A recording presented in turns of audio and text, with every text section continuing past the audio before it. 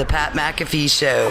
There'll be no rules for our guests, for us, for the things we can talk about. Yes, speaking his mind. I've never had a problem expressing my opinions or my thoughts or anything like that. While being relatable. I haven't had that manufactured fake-ass celebrity that a lot of people have whenever they go on those big networks. I've had a chance to really build my crew, build my following, build my audience. And ridiculous. What am I supposed to do? So I'm supposed to look at something that I can definitely afford and say, nah. Is that what I'm supposed to do? The Pat McAfee Show starts in 3, 2, 1. Hello, welcome. This is the Pat McAfee Show. I am obviously AJ Hawk sitting in for Pat today. He's currently at home, still battling. Yeah, hey, baby AJ. Woo! Yep, can barely hear, but hey, I'm still trying to figure this one out. Today, obviously, Thursday, August 26th. I think a lot of stuff is kind of starting to happen around the NFL. I know the boys are all back in the studio. I'm not sure. You guys have an update on Pat? I haven't heard from him in a few hours. I think it's one of those things where, you know, the fever's getting up there and then it breaks and then it gets back up there and then it breaks. So I think he's just kind of, you know, lounging, trying to relax. I know on Instagram he posted he took a walk around his backyard, got a little vitamin C, but he is definitely still battling, I believe. Well, hey, we all are thoughts and prayers with Pat, obviously at home battling this thing. I know last night you, Pat. his Miss fever you, was Pat. pretty. That's right. His fever was pretty serious last night. I know it was not an easy thing to deal with. Hopefully, he may feel up to calling in at some point today. But I don't know if the boys back there have been paying attention, man. But there's a lot of weird stuff. Not weird stuff. Let's just say I want to start off with Jimmy G and the San Francisco 49ers and their head coach Kyle Shanahan. So these guys are saying, they get asked, hey, do you know who the starting quarterback is going to be? And did both of these guys say, hell yeah, I have a good idea of who it's going to be? No, Kyle said, I have a pretty good idea of who it's going to be. And then Jimmy came up next and they asked Jimmy, and Jimmy said, hell yeah, I have a good idea of who it's going to be. Yeah, there it is. And then he smiled. But, like, it was weird. The audio was like, because Kyle was like, I'm not sure I know what's happening in the next few days. It was weird. Like, but obviously it seems as if Jimmy G will be the starter based on Jimmy being asked about what Kyle responded to. Jimmy said, yeah, I have a pretty good idea. I had a big smile on his face. So it seems as if it's going to be Jimmy for 100%. week one.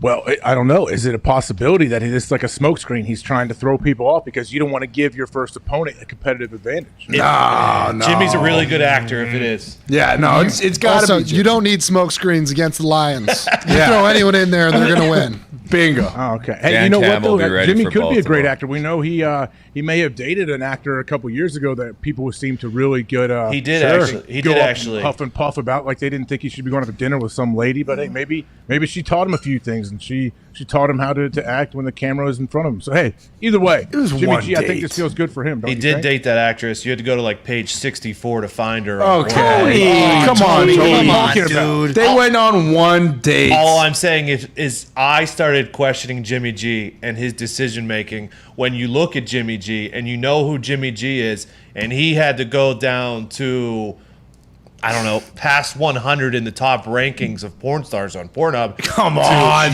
Tony. Jimmy should not go any farther than page one. It's enough, okay? Tony.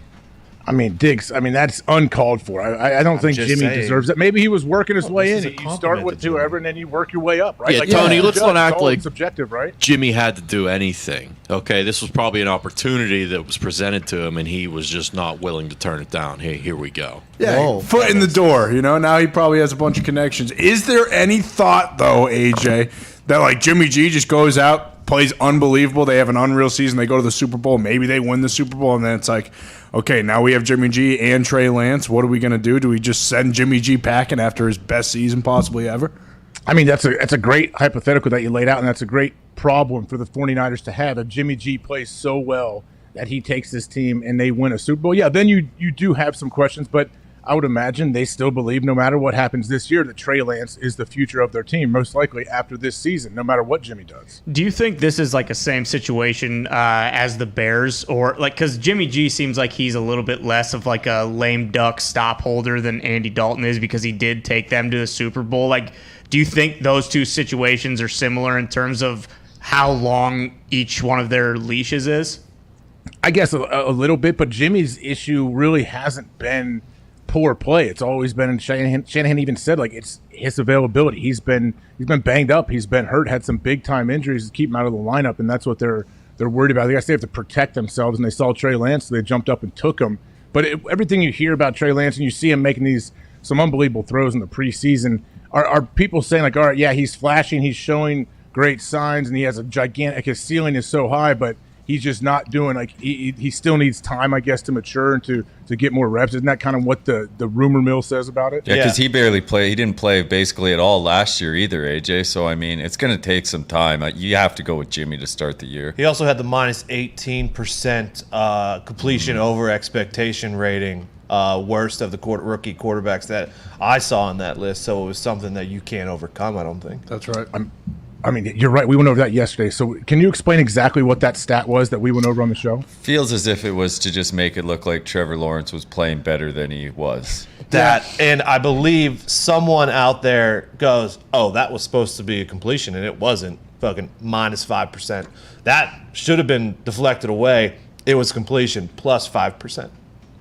Yes, completion percentage over expectation. We went over this. Yeah, Trey Lance is the lowest when it comes to all of the rookies. Who knows what exactly this means? I guess, man, I don't know. We talk about. I know Pat talks about it in stats. You can make it look however you want, and you can kind of manipulate things and get people on your side. But that one, I mean, I'm not going to put too much into it. I know Jacksonville's got all kind of stuff. We'll get to that with what's going on with Urban Meyer and the team, how they're buying in, what the culture is like. But I know we talk a lot of Patriots with Connor here and with what they have going on. But I feel like this is huge news. It's a huge day. Cam Newton back at practice with the Patriots. I hear Connor, I believe you tweeted he's running with the ones in 7-on-7. Yeah, he was the first one to take the first snap in the competitive 7-on-7 with the Giants. He also took the first series in the 11-on-11s, almost threw a pick to James Bradbury, who apparently Mac Jones told him to hold my nuts, bitch, yesterday.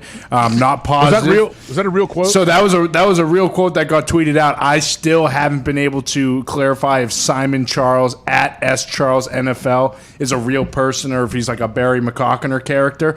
So we'll see. But today it's definitely been more of a Giants win, I would say. Mac had an interception early, and then he kind of came back, had like a fourth down conversion, a couple third down conversions, a touchdown to Bourne. But it doesn't seem like Mac had the 34-40 day that he did yesterday. And I was wondering if you could probably speak on this. Like, is it more of a test that Bill would bring Cam in and put him as the number one right away just because everyone's like kind of all on the Mac Jones train at the moment? So is it kind of like a, hey, reality check, you're still not the one yet. You're not going to be the guy until you actually beat Cam out? Or is he just kind of trying to give Cam a little respect and not completely take his job away just because of this whole COVID mix-up? I mean, I would imagine it's a little bit of both, but I don't think Belichick is super sentimental when it comes to deciding who the starter may be. I know anyone that's played for him does say, like, yeah, no, he's a real human, and he has emotion, and he cares about his players. He really does, but he cares about winning football games. That's number one. So I don't think he's doing Cam any favors or anything, but maybe there's a little bit of that. Like, hey, this guy, unfortunate incident that was very unique in the times, and he had to sit out 5 days, so I'm going to let him run with the ones when he gets back. And there is such a groundswell of support for Mac. I know old Tom Curran, our guy, a Boston reporter, had said, there's no legitimate reason for Cam to take any more reps with the ones. Did he say that? Yeah, he said there's no on-field reason for Cam Newton to take meaningful regular season reps. So, I mean, if you hear that from reporters, then you hear him talking shit and running laps with the O-line and all that, it feels as though there's a clear, like, hey, if he goes with Cam Newton, there should be some sort of uproar. I mean, at the end of the day, it's Bill Belichick. He said this before, he's just going to do whatever's best for the team. So if that happens to be Cam, week one, then it happens to be Cam. But I do think, to Ty's point about kind of the short leash that Andy Dalton has, like if Cam comes out first quarter, first half of week one, and he doesn't, perform up to snuff, or even if he just makes a couple, small mistakes, overthrows, maybe underthrows, whatever you want to call it, then you got to assume they're just going to put Mac Jones in right away if he's playing this well, right? I mean, I don't know. Like, how short of a leash do you want? Like, if you're going to commit and say Cam's going to start week one, I mean, I have a hard time seeing him being pulled. Like, you think if he had a rough first half and they're down 17 that they're going to put Mac to start the third quarter? I mean, I don't see why not, especially when you're hearing all this stuff, like that he is kind of processing the offense and the playbook very well, that it's much more balanced between the pass and the run. But also, like, Cam just played by far, since he's been in New England, his best game. And yeah, it was a preseason against the Eagles, but he did not look that good throwing the ball at any point last year. You could maybe point to Seattle, but even then, there were still some shaky throws. Like against the Philadelphia Eagles, he looked unreal. He was throwing ropes. But again, if this COVID thing becomes sort of an issue, and then also the team is kind of not leaning towards Mac, but respects him the just amount as they respect Cam, then it's like, hey, if there's struggles, you're not just going to roll with the guy just because you want to keep Mac on the bench. Like, I don't think, or slow play Mac rather. I don't think that would make any sense. Do you think this is a situation, AJ, where like there's a big divide between how the media views him and how he's actually viewed within the building? Like, did that ever happen while you were playing, where like the media would be all over some guy during the preseason, and you guys maybe like kind of see that, and it's like, okay, well they're a little off on this, like and misguided? Yeah, I think that definitely happens. Not as much at the quarterback position, but yeah, especially when the media gets usually and fans get to watch all of training camp practice and they're grading one-on-ones and they're doing all this. They may jump on somebody who they think like is going to have an absolute breakout year that the players probably know. Like, hey, chances are, like, no, this some people are just all stars in practice. Some people, that's just how they are. But with Mac, I don't get that feeling because you do get all of his teammates like supporting him in the media, and we know the Patriots players, they rarely say much to the media. Like when they speak, they give the the cliche coaches answers that they want him to give. These guys have been pumping Mac up hard, I feel like, when the media ask about him. Yeah, that's why when like Matthew, like obviously the media, to your point, has been saying that he has to play, but like when a guy like Matthew Slater comes out and says like this dude's character, how he carries himself, like the respect he commands, all that, I feel like just that kind of endorsement from Slater is damn near enough for him to play. And also, like, the Patriots defense is obviously a pretty solid defense. They got a couple guys. So if he's able to, tear up that first team and also be able to shoot the shit with other players and all that, it just doesn't make sense to me not to put him in right away. But obviously he still has to beat out Cam if Bill's still rolling Cam out for, with all the ones right away.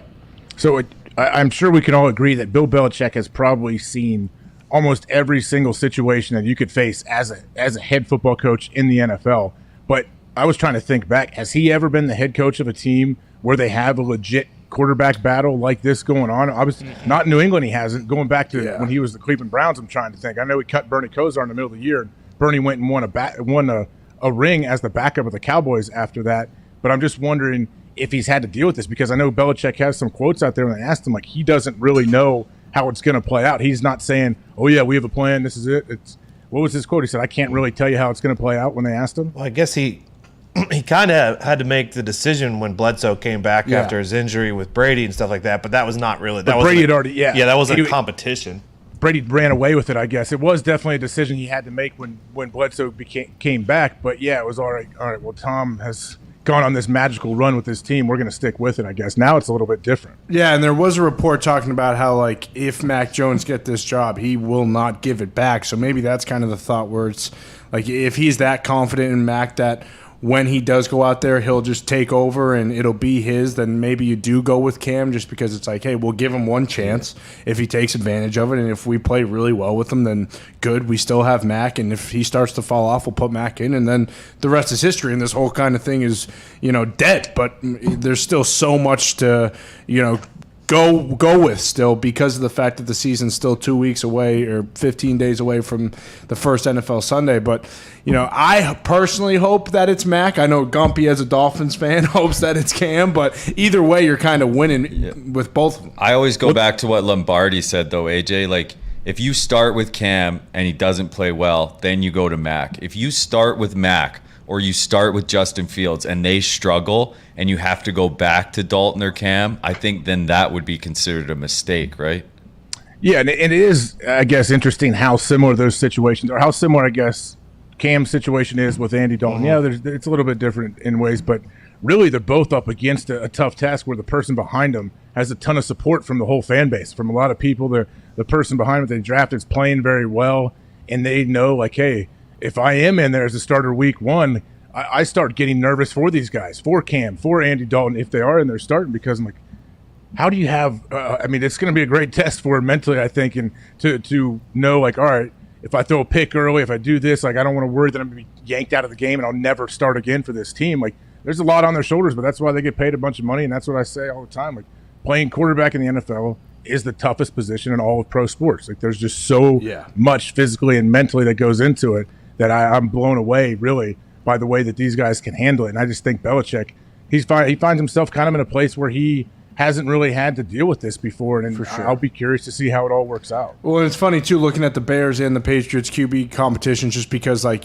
Andy Dalton and Justin Fields, they obviously offer much different things, and it's kind of the same with Cam and Mac Jones. Like, Mac Jones is, I would say, much more of an Andy Dalton, whereas Fields probably has, a pretty solid arm. I'm not saying he doesn't know how to throw the ball, but him and Cam also very similar. So they both add different dimensions to the offense, and that's where, you just kind of have to wait and see what happens. I think Andy obviously is still the week 1 starter there. That's been pretty adamant the whole time, whereas Bill and McDaniels have kind of gone back and forth with Cam, and obviously now him missing 5 days definitely affects him, especially about how good Mac did yesterday. So, there's a lot of time. This is why the offseason is so interesting, just because they're rookie quarterbacks. And, I mean, to your point, that's kind of why we've been watching these games, because you want to see how these guys are going to do and how these quarterback competitions are going to play out. Well, don't you think we want to see also, like, who plays, how much they play? I know the Bills have said Josh Allen will play in the 3rd preseason game. He said some of the starters may even play the whole first half. I doubt Josh Allen will play the first half, but he didn't play in the first 2 preseason. He's going to play in the 3rd. What are the Patriots going to do? Have they come out and said what they're doing? No, they haven't yet. I assume Cam's probably going to play like the whole first quarter into the second quarter, especially after missing time. He obviously was affected from the COVID last year, and this is a different situation. He didn't actually get COVID. He just missed time. But you got to assume that's probably his kind of last tryout almost. Or not tryout, but his last kind of way to show, like, hey, I need to be the QB1. This is my job. And he's got to play better than Mac. And maybe they do go almost in every other. I'm more picturing this competition coming down to next week and the week after game week, where it's like, all right, here we go. 11 on 11, you guys both get reps on the ones. Whoever, scores gets the job, basically. I assume he's just going to put him in a high-pressure situation, and then whoever plays well wins the job, just because it's so close. Like, obviously, Mac played so well yesterday, and Cam wasn't there, so that helps him. But because Cam was there last year, and it's kind of been his job, and he was a captain last year and that whole thing, it's going to be some sort of competition coming down to the last week. Do you think him being a captain last year has any sort of effect on anything?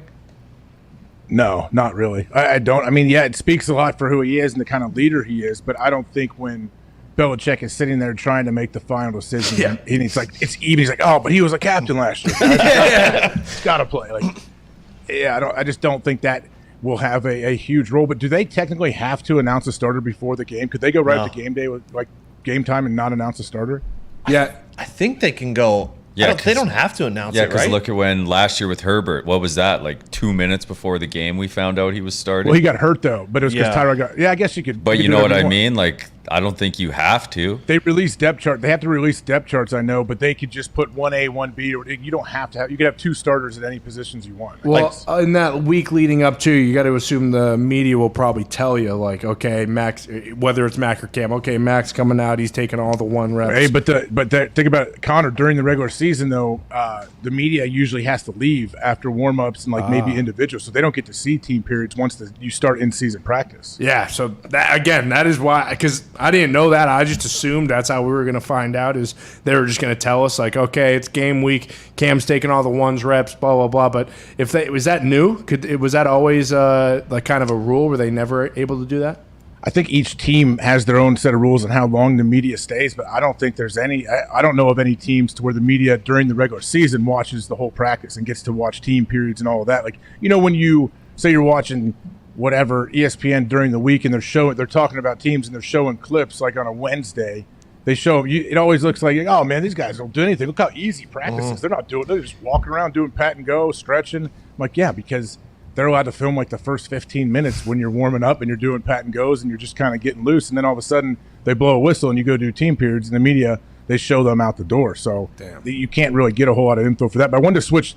I can't believe I haven't mentioned it yet. Ryan Tannehill, he's in the COVID protocol. So I don't know exactly all of the details about this. Ty, could you explain what's going on with Tannehill and how long he's going to be out? Well, I believe he was vaccinated. He was one of the guys who basically said, like, hey, the NFL forced my hand here. I didn't necessarily want to get it, but he did. He got vaccinated, got COVID, and I believe I read that because he is vaccinated, it's not like the 5-day, like waiting period or whatever, and I think he just needs 2 tests 24 hours apart that are both negative, and then he's good to come back. And it also said, I believe he doesn't have to, like with the contact tracing, it's not the same. I think there are still certain things he can do, but I don't know if he's in the building today or if he has to stay at home or anything like that. And the Titans GM said that they are 97, 98% vaccinated, so it shouldn't affect the team like it did in Buffalo, where if you're not vaccinated and you're near someone who did get COVID, even though they're vaccinated, then you got to do the 5-day thing. It seems like the Titans are almost all vaccinated, so it should be just like if Tannehill gets 2 negative tests within 48 hours or 24 hours apart, whatever, he should be back whenever that happens. Same as Braves, his head coach had the same thing come up, right? He was vaxxed, he tested positive, he had to show 2 negative. Is he back yet? That's what I was just asking. I have no idea, to be honest. When did he pop? Was it Monday? I So I would assume so. Or unless he's still testing positive. But we would. Oh, yeah, true. I guess because he already did test positive, so we wouldn't necessarily hear again. But yeah, I don't know. I mean, they made it seem like because Tannehill is vaccinated, that this really isn't that big of a deal. If he doesn't have COVID, he should be back to practice within the next few days.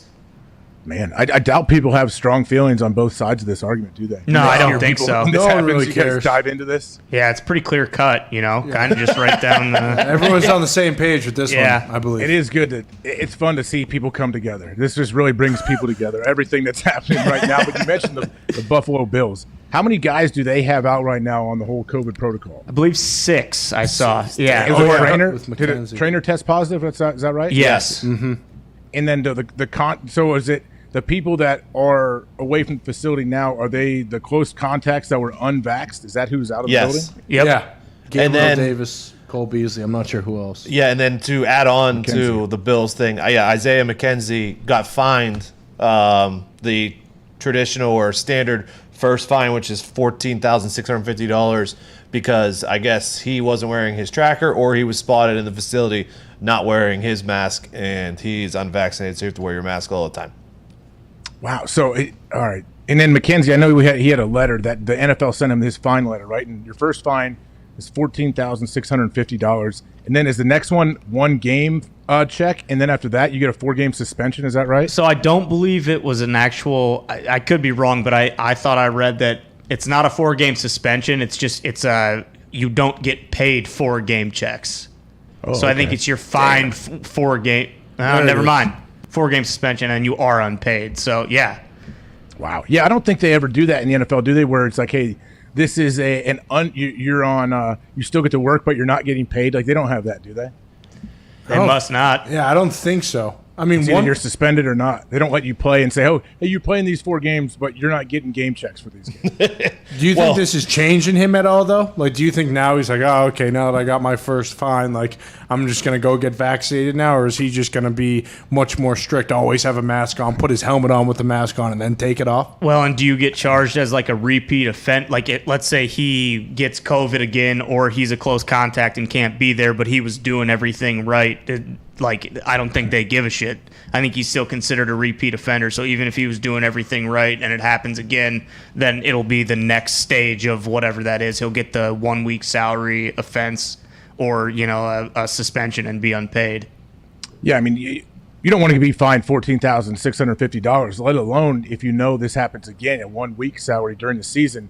You're what a game check would be. No, I mean, yeah, I would imagine guys definitely have to start rethinking it. And if you have 1 strike against you and you've already been fined, yeah, you don't want to give up more. And I know I was reading something earlier today when they said, like, hey, unvaccinated players are going to be like, they may be a healthy scratch, like day of game, because they have to get tested the day of a game, and vaccinated players don't have to get tested the day of a game. So you may lose somebody that you had up So it just, yeah, man, I don't get it. I don't know how it's all going to play out. I don't know how it's going to work throughout the season, but there's just so much going on right now. I can't imagine what's going on in these coaches' meetings and when they're talking to each other about like the whole vaccination status of their team. Yeah, Age, what does this do like in the locker room? Like, it's one thing at the beginning when the guys who aren't vaccinated were choosing not to get vaccinated. It wasn't hurting the team or anything like that.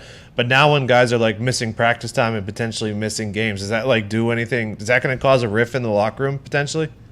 I'm sure it is, yeah, because just like the rest of society, I think players have their opinions one way or the other on the whole vaccination status. So I'm sure there's people on teams, that are wondering why guys aren't getting vaccinated, then unvaccinated guys are talking, telling them their information, what they've been reading, what they've taught. It's just like going out anywhere, I feel like. So yeah, I think that's an issue for sure. Depends on who the player is though. Like if your starting quarterback is a stud and he's unvaccinated and he's playing awesome, like guys aren't going to say a whole lot to him.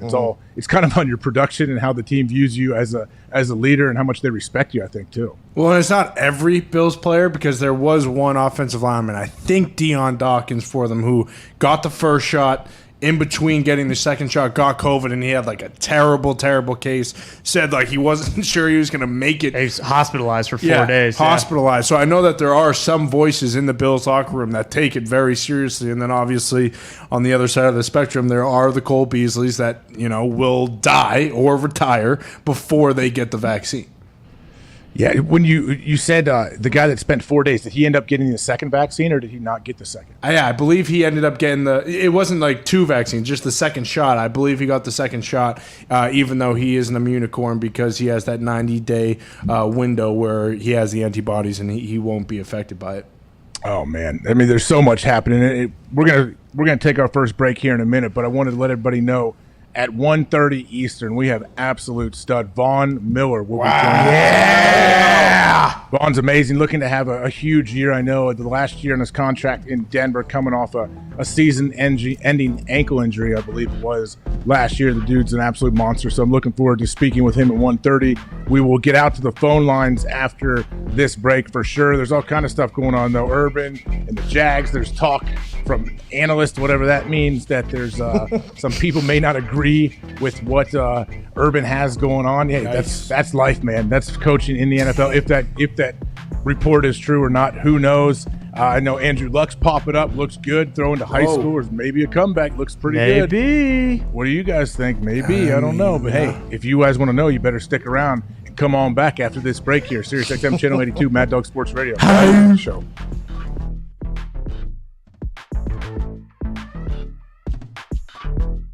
I have a surprise, obviously. That's what this show is all about. We have boots on the ground in Cleveland, who I assume knew this was going to happen all along. Ladies and gentlemen, live from Cleveland, Mr. Jason Glazer. Your thoughts on Kyle Pitts to Atlanta, fine sir? Oh, there's a delay. Well, first and foremost, Pat, I'd like to say, hey, listen, thanks for having me. Cleveland is beautiful this time of year. Granted, it does smell like a mixture of poop and diarrhea and sewage. Jesus. It doesn't smell great down here. Jesus. But I'll tell you what, 27 years in this thing, I fucking live for the draft. Love being down here. Love being into Cleveland. But yeah, Kyle Pitts, listen. What do you want me to say? I knew this 2 weeks ago. Really? I mean, do we need to do this whole fucking song and dance? Okay. I'll give you guys 1 through 32 if you want to know. Do you want to have fun? That's nice. You want to not know who's going? But yeah, I had this 2 weeks ago. You know what I'm wondering is if the guy you had in your studio, Mad Mel Kiper, I know that sorry son of a bitch didn't have this 2 weeks ago. Mike's not plugged in. Whoa. Yes, I did. I actually just No, you explained didn't. it. No, you didn't. Yes, I did. No, you didn't. Yes, No, I you did. didn't. No, you Yes, I didn't. did. No, I you had didn't. this. I did. Yeah, I no, did. no, you I didn't. did. You I didn't. had this. I I did. had You it. didn't. Trust me. Can You I didn't. talk for Christ's sake? Okay, fine, yeah. Can Go I ahead. talk? Okay, Go ahead. yeah. Like I said, Kyle Pitts, No, you didn't. unbelievable talent. No, you didn't. You didn't fucking Yes, have I it. No, you did. didn't. You You're a said sad it. sack of shit, Jason. Kiper. I know it. I looked at your mock Jason. draft. Jason, please relax. Oh my God. Had no idea it was going to get like that. Sorry about that, Mad Mel. Obviously, there's a little bit of content there. He's saying you don't know your ass for a fucking hole in the ground, though, Mad Mel. How do you feel about that from Jason Glazer live in Cleveland? Well, classic move. You know, Glazer looks like he's getting ready to go to a goddamn titty bar or something like that. I mean, dress up, pal. It's the NFL draft. Look at me. I'm dressed to the nines. You know, you look like an asshole. I mean, get him out of here, can we? I mean, is he going to stick around? Can we get him the hell out of here? I think is his microphone still on? Jay, can you hear us? Jay, is everything good back there? Listen, fuck you guys. I'm out of here. I'm going over to the Rock and Roll Hall of Fame. I'm going to hang out with Dee Snider and Twisted Sister. Are you serious? Okay, Jason, sorry. Thank you so, and ladies and gentlemen, Jason Glazer. Thank you, Jason. Thank you. Thank you. A couple people, one college kid, took a shot at my swag. We know. We don't like that I kid. don't think a lot of people understand what swag is. You know, some of this younger generation thinks, you know, swag is just like the clothes I wear or whatever. No. Swag is a mentality. Yeah. Swag is a mindset. I try to tell this to some of the guys in the locker room this week. I said swagger, which is what swag comes from. Swagger is a mindset. Swagger isn't that you have a Supreme backpack on. Or that you have your shoes, you know, unlaced walking around with, you know, you got your new Louis fanny pack that you make sure it's not worn at your waist, it's worn over your shoulder. That's not swag. That's not swagger. That's fashion choices. True swag is owning your inner essence. It's a mindset. And my essence on the field is that I feel like I'm a throwback player and I'm a tough guy. What I've played through, how I wear my stuff, you know, I'm kind of a no-nonsense, straightforward. To me, that's what swag is all about. You're damn all right. this like fake swag out there. I got my special towel. I got this. I got that. I got this writing out there. A lot of you guys are just posing. All right.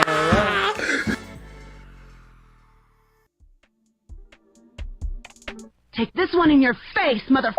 The Pat McAfee Show on Mad Dog Sports Radio.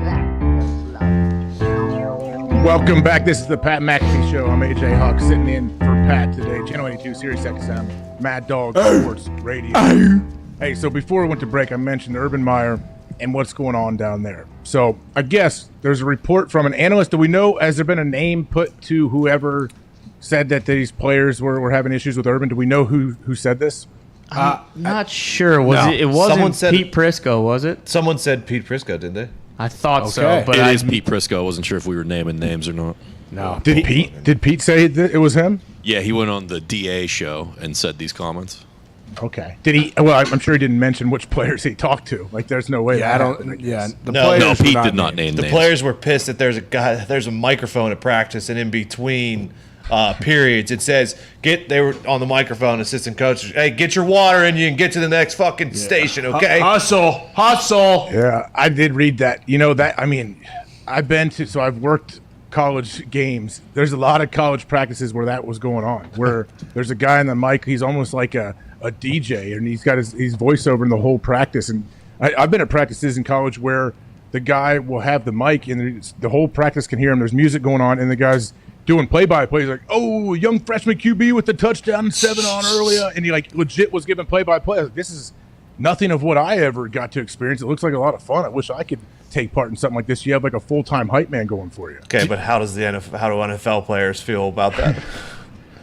Well, I think Pete Prisco spoke with a few of them we might know. But, hey, you know, that's the thing. I guess Urban's got to figure out what works, what doesn't work. And when you're not winning, you come off we know it's just the preseason. But people have had some strong feelings about what the Jaguars are going to do this year, what Urban Meyer should do, everything going on down there, man. Like, it's under a microscope. And it was just one preseason game. Like, okay, let's say they play well in this third preseason game. Does everyone shut up? Does it get quiet again? Like, oh, okay, the Jags are on track. Yes. Well, if Potentially, and then they have Houston. So yeah, if none of the starters play though, like, does it even matter? And to Bobby Carpenter's point, will Herbs actually change? Like, if he hears this and sees this, and players are complaining about it, is he going to bend the knee to the players, or is he going to be like, no, this is how we do it in Jacksonville now. You don't like the hype man, you can get the fuck out of here. I don't care. This is my team. Well, I mean, as far as the hype man, the mic, I'm not sure if he will stick with that moving forward or not, but I'm sure there's probably plenty of things that coaches, especially Urban Meyer, will say, no, this is built into our program. This is one of our core values, something we do that you're going to stick with. And then other things, yeah, you may listen to some feedback from other coaches, other players, and try to not soften things, but change things up, I guess, to kind of keep everybody going in the right direction. But I know Nick said Nick's going to help work the phones. There's somebody, Smitty in Duval. I want to see, he's a Jacksonville guy. I want to see what he has to say about this situation. What's up, Smitty? The fucking Jags fucking suck. Yes! They're never going to win shit. I'm a New England fan, Pats fan, born and bred. There's no fucking way. This weekend, I'm at the bar. Guess who's standing next to me? Fucking Urban Meyer. He's hitting on college kids, fucking winking at girls. You think this fucking guy's there to win? No, he's there on fucking vacation. Get him fucking out of there. I'm telling you. What the fuck is going on down here in Duval? All right. Hey, I appreciate the call, I guess. Maybe. Documents. What did he say? He was throwing allegations out? He said he was at the bar hitting on college girls, winking at him. I don't know if I believe that. I believe he was that was a bit that this caller was doing. I guess I don't think Urban has a whole lot of free time on his hands right now to be doing anything. But I mean, what if anyone's going to give the Jags a chance? Isn't it Urban? Like they invested into their $450 million facility they're about to build. Like we know they're going to stay there for a while. They put all this money into it. Well, is this not the biggest fear though when a college coach comes to the NFL? Is can he change, or is he going to run the same thing he did in college and hope it works? Exactly. That's the thing. And I guess everyone looks at Nick Saban. And who knows if Nick Saban would have stayed in the NFL longer, if he would have started to evolve and change things and would have enjoyed it more and stayed and been successful. I don't think he gave it enough time, really, but he probably realized early on, like, this is not for me. This is not the schedule I want. This is not – I like having an impact on these young, impressionable minds. These guys here are kind of stuck in their ways when you get in the NFL. But, I mean, college coaches have done it. They've been able to come from the college ranks. I mean, Matt Rule is known as like a no-nonsense, hard-ass college coach, and they seem to really like him in Carolina. Let's hope they find a way to win some games this year. But, I mean, it can happen. But, man, I'd have a hard time. I think if I was Urban and I was the rest of that team, like, they have to find a way to block everything out. You know, they always say, oh, the distractions outside the facility. When you know, like, hey, we played poor in a preseason game, and the biggest reason I think people talked about it so much is because it was a Monday night game, so everyone saw it, or a lot of people saw it. If this was a normal preseason game where only 3% of the country saw it, like, do you think people would be all up in arms over Jacksonville like right now? Probably not. But also, like, do you think I don't know if you can necessarily blame all this on Urban. Like, it's one thing for the guys who are already on the team, but like these free agents who come in, like, don't you kind of have a sense of what he's like? It's not like he's like duping people and they think he's going to be like one type of way and he's like, oh, actually I'm like how I was in college. I'm the same way. Like, he's got a proven track record. He's been successful before. Like, and you obviously, I don't think he's treating guys the way Saban was treating guys at the Dolphins. What you mean? Saban was treating guys with not as much respect as Urban is? Well, yeah. I mean, there's all that stuff that came out. Like Dante Culpepper was talking about how he wanted to fucking knock Zach Thomas wanted to fight him at practice. The guy cried. Remember, was it a D lineman who started crying at practice and it was on camera? Really? Oh, I don't remember that. Shannon Crowder was just telling us about the one time that Zach Thomas and Dante Culpepper were like, hey, motherfucker, we were here long before you. We built this thing. You can't talk to us like we're freshmen in college, pal. I've heard stories of when Zach Thomas was there. Who knows if it's true or not. Like, I guess in a meeting, a long meeting they were having, Zach got up and took a leak, and Saban, I guess, went crazy on him or, maybe pulled him aside in the hallway. And next time Zach came into the meeting, I guess he was carrying a big milk jug that he just pissed in the whole time. Oh, that's incredible. That's the rumor. Who knows if that's true or not? Maybe it was just a I hope Gatorade so. bottle. He had one emergency pee if he needed to. Weapon for the Jags, though. AJ, does their quarterback being Trevor Lawrence and not really having any NFL experience prior to Urban Meyer's camp benefit them or kind of hurt them? Because like with Pat always talks about.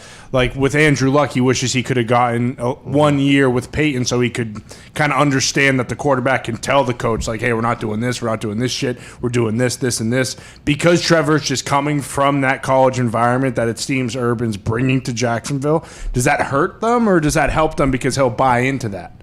I mean, it may hurt them a little bit. I think what Pat says about that, it's a good point. It would be good to be a young QB and to see how a guy like Peyton Manning operates. And yeah, to know when you can step in, when you can't. Like, and if you're a young quarterback sitting behind a guy like Peyton Manning, like, hey, I'm not Peyton Manning, so I can't do everything that he's doing. But I know I got to pick and choose and figure out where I can insert myself and how we're going to run things. I think it's definitely valuable for those guys. I'm sure it was valuable for Aaron Rodgers to sit behind Brett Favre for 3 years. Like, he definitely, I'm sure Aaron was sitting there taking notes and watching everything and trying to learn as much as he could. But I'm sure there's things that you do when you're an older quarterback like that, your 15th year in the league, that you remember that you watched another guy do when you were coming up. Like, stuff like that is hugely valuable. But Trevor Lawrence, though, does seem to be like next level mature. Like, seems like, What is he, 21, 22? He seems like he's 48 years old, like how he handles himself. He never seems to really – he never gets flustered, does he? I mean, he's been married since he's 16.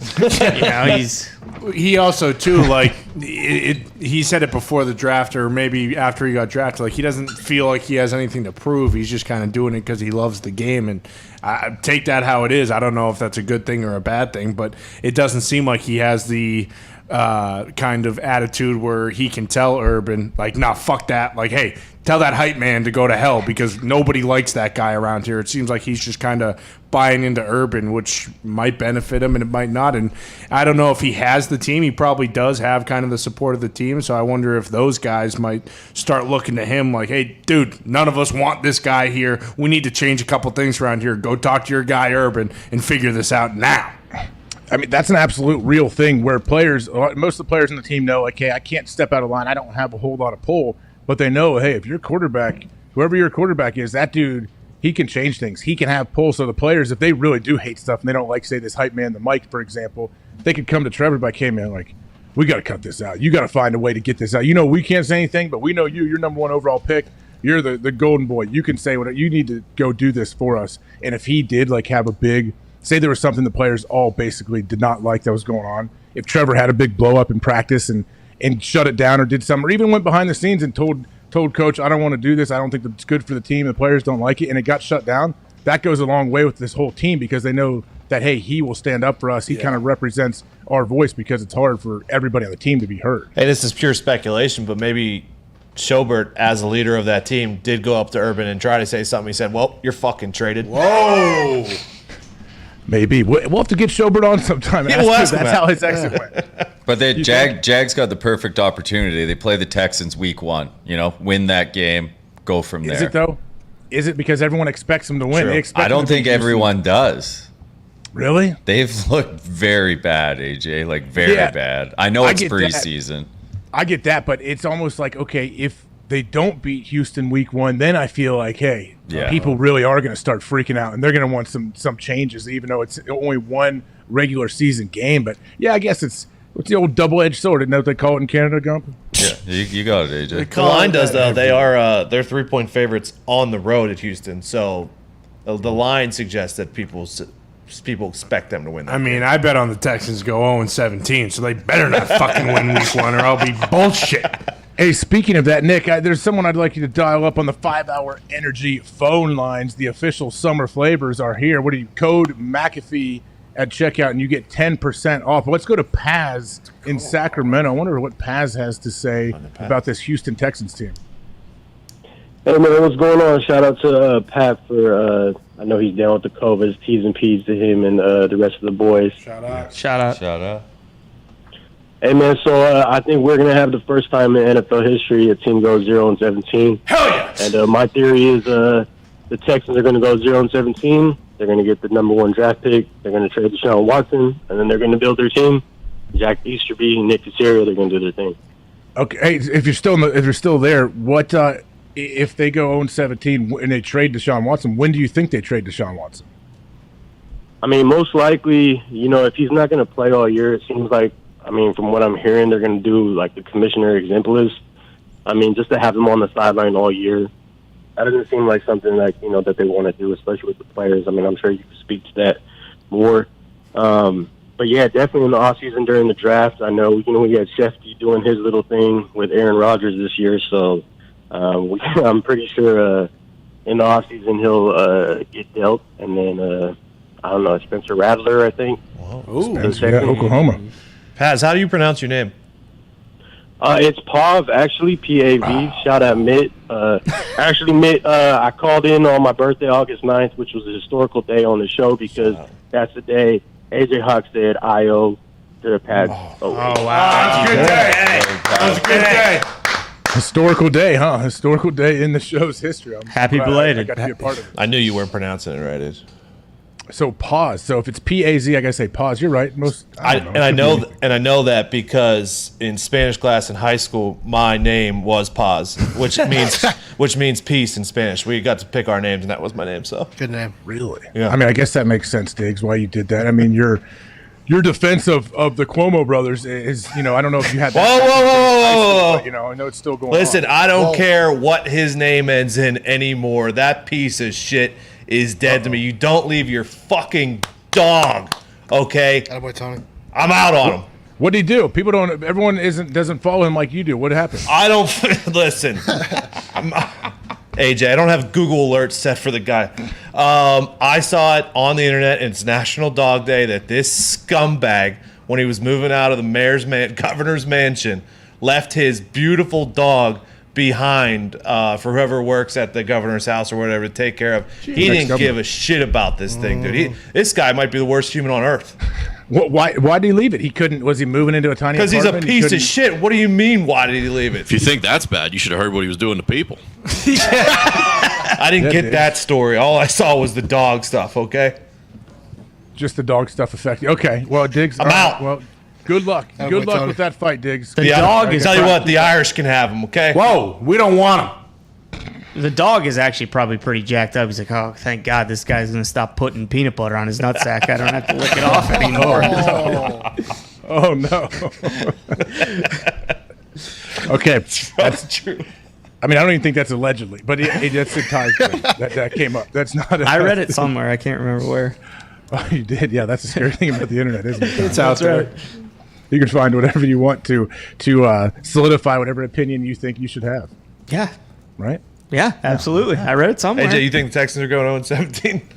No, I think it's hard to go 0-17. Yeah. I think they'll find a way to squeak out a victory, especially with Tyrod's their quarterback, right now? Yeah. Tyrod, yeah. I like Tyrod. He can play. Hopefully he's out there and he doesn't get hurt and nothing happens to him pregame or whatever, and he has some better luck. But I think Tyrod can definitely win you some games. You guys don't think they can? At what point do you think Easterby is going to take the reins and start calling plays? I don't know if Coach Dave's doing it right now. I don't know who their OC is, but do you think Easterby is going to get a little more hands-on with the football side of stuff? Yeah, I'd say he'll wait a while. Probably like third quarter of that first game, he'll jump down and get the headset and start calling in the offensive plays. Fucking Spider 2, Y, Jesus. Fucking go deep. Yes. They got some players, though. They're not like across the board terrible. Connor, offensive weapons, who do they have? Philip Lindsay, I don't think is some schlub. I think he's a good running back. Mark Ingram, they also have. Brandon Cooks isn't too terrible. David Johnson. They have a loaded backfield. Yeah, they have a loaded backfield. And Tyrod Taylor is a solid quarterback. They got the 2 tackles, Titus Howard and Tunsil. Yeah. So, they do have some. I have no idea who they have on defense aside from Reed at safety. I have no clue. They might give up 40 points a game. Who knows?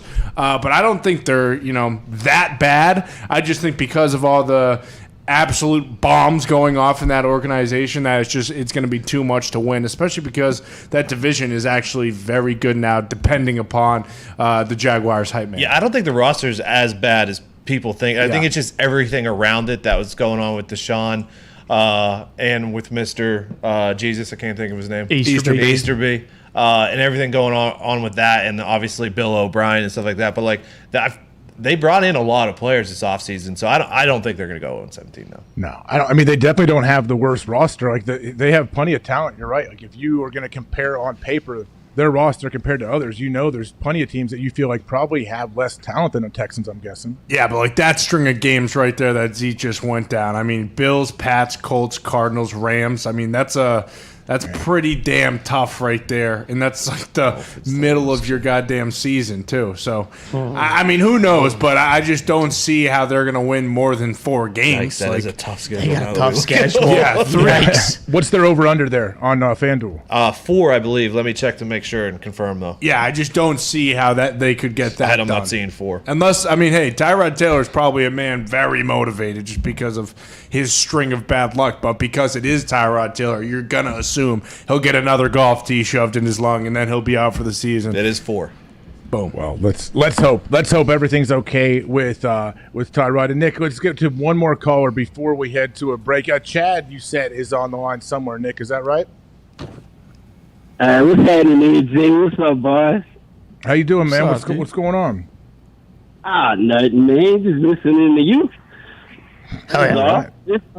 This is a dude from prison, man. I talked to you a while back. What's from prison? Oh, what's up, man? Where are you right now? I'm at home. I don't go back offshore for 2 days, so I'm off for the next 2 days. So I've been watching y'all as much as possible. So Awesome, I got to go back. What's on your mind? You got a question? Yeah, man. I was talking about Jameis and Taysom, man. I've been saying from day one, but Jameis is going to be the starter because, I mean, just common sense. You need Taysom to do that extra shit that defense got to prepare for. You know what I'm saying? Like, that just makes more sense to me. It's always made more sense. You know what I'm saying? That's just the way it goes. Like, it wasn't even a competition, really, if you think about it. Unless he came out playing like fire, which he ain't really doing. I mean, you need him, especially we got 2 tight ends hurt now. We need his ass to go run fucking all that crazy shit he be doing. I mean, you're right. I agree, Chad. I appreciate it, man. I'm with you 100%. I just don't know how willing Taysom is to have that role this year. Like, are they going to be able to coexist if Jameis is the starter and they're trying to use Taysom all over the field again? Yeah, he wants to play, but he said he wants to be a quarterback. So does that mean he just guts it out and plays this year in his role if he is kind of that do-everything guy and then finds a way to move on? Or do you think he isn't going to be able to do that if Jameis starts? Well, and if they are all like banged up on offense and Michael Thomas isn't there and all that kind of stuff, don't you think they'll maybe be like, all right, we're going to go with just like a run control offense here, and Taysom plays into that much more than Jameis does? Like, I mean, if they're just going to throw Jameis out there and he doesn't really have anyone to throw to, like that, I don't know. It just seems like the way they are right now without Michael Thomas and losing a lot of those other pieces, like Kamara is the focal point of that offense. So, and if you can have Taysom, add to that, then I'm sure that's what a lot of people are thinking down there. I guess, man. But if Taysom is in and he is a starting quarterback, and same situation though, if he's not throwing the ball well and their offense is kind of sputtering, don't you think they're like, all right, man, Jameis, they're going to start showing Jameis on the sideline, showing him warming up, showing him dancing, and then all of a sudden the crowd's going to go crazy whenever they plug him in. Like, I feel like there's so many situations like that right now in the NFL. Well, and Jameis, I think, to like Ty's point, I think you go with Jameis strictly because if it doesn't work, then you play the ball control game. You lean on your defense. You try and hold the ball for 40 minutes a game. Just chew clock and hope that your defense can kind of perform week in and week out. But on the opposite side, if Jameis does play well and it does work and Taysom is willing to, which I think might be tough with that voidable contract where he's like, yeah, you know what, I'll turn down the opportunity to make $40 million a year next year and I'll go run my head into guys on kickoff. I don't really see that happening, but if he does end up saying, you know what, yeah, I am a team guy, I'll do this, and then next year I'll get my shot somewhere, I think that's going to benefit the Saints much more than it would just having him sit on the sideline. Like, do you see him be having like a hold-in type thing where it's like, I'm not doing that, I'm the backup quarterback then, I'll just bide my time until Jameis either screws it up or maybe gets hurt? I don't know. I mean, he doesn't seem – I don't know Taysom at all. He doesn't seem like that kind of guy. I'm sure if he's there, he wants to find a way to help the team, even though he'd be disappointed he's not playing, like he's not the starting quarterback. But, yeah, I mean, Jameis just has made it tough. Jameis is playing so well. It's like, all right, how do we not go with this guy? I mean, it's going to be fun to see what Sean Payton does. I know they don't have a whole lot of guys to throw to right now, but Who caught the 2 touchdowns in that preseason game? 2 unbelievable catches. Callaway. I mean, unbelievable. That dude, both those catches for touchdowns were just a thing of beauty. Very, very difficult. And Jameis threw the ball perfectly, I feel like. Jameis just said, I think like it's his time, don't you? Like everything about it's all coming together, man. People are on his side. Yeah, give him a shot, especially to your point, like those throws to Callaway. Obviously, they were incredible catches, but they were pretty damn near perfect balls. And they got Traquan Smith, I think, and Deontay Harris, who both are absolute burners. So go with Jameis, see what happens. Then you can always lean back on Taysom and just run the read option up and down the field with Kamara. Let Jimmy eat now.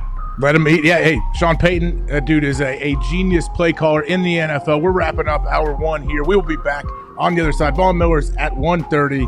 Come on back, SiriusXM 82. I just saw a picture of you getting out of, I think, a 757 that was from Jim Irsay. What was that, and have you ever been in that plane before? I thought it was like the team plane to fly all of the Indianapolis Colts.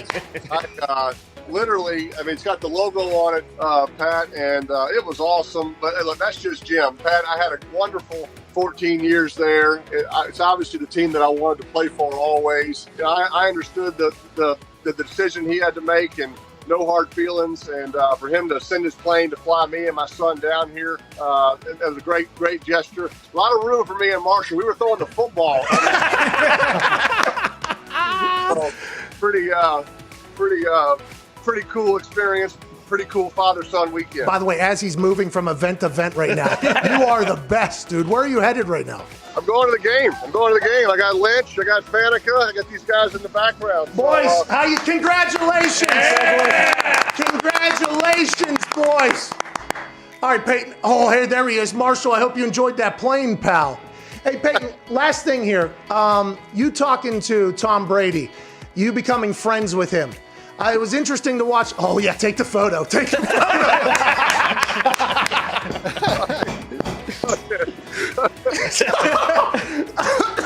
All right, we will wrap this up. Well, I'll tell you, Pat, I don't think anybody can do what Tom has done. Look, I know how hard it was for me to get on the same page with my receivers, learn a new system, learn new coaches. But I had a full off season. I was injured. I was rehabbing. The fact that Tom has done this in a COVID pandemic offseason, no time to meet with his receivers. He met with his coaches illegally by breaking into Byron Leftwich's house. So besides that, it's been incredible what he's been able to accomplish, and he deserves all the credit. His leadership is what's put the Bucs in this game today, and I have great respect for him because I know how hard it is, but he deserves all the credit. Hey, how did you know Red 18 was coming? Pat, I mean, I can't tell you how much I appreciate you telling that story and just growing the legend.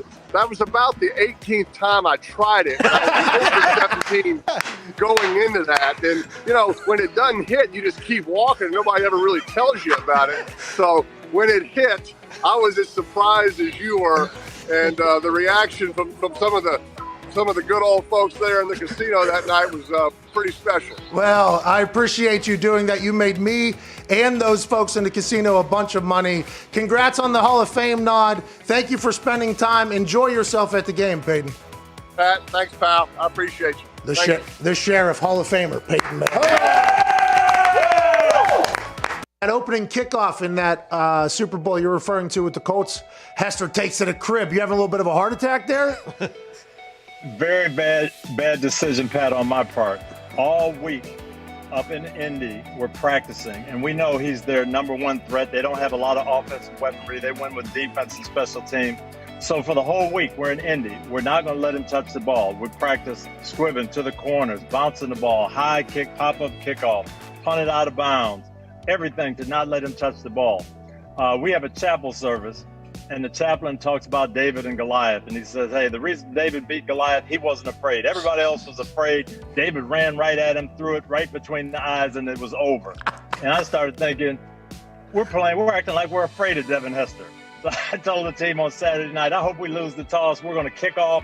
We're going to kick it right down the middle. When we pound him, they'll know we mean business. David and Goliath, it's going to be over. We kicked it to him. 12 seconds later, he's in the other end zone. He's looking at me saying, what idiot decided to kick the ball to Devin Hester. But fortunately, the last 59 minutes, the team made up for it. Wait until they see the tone we set on the opening kickoff. Yeah, that was it. I bet you Vinatieri was sitting there. I don't know if that's such a good idea.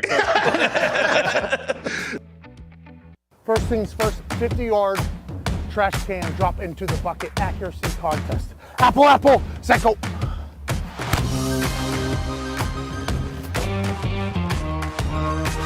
Yeah, you got it. You got it. Yeah, you got it. Yeah, you got it. All right, let's see how easy it is to catch now with the boys.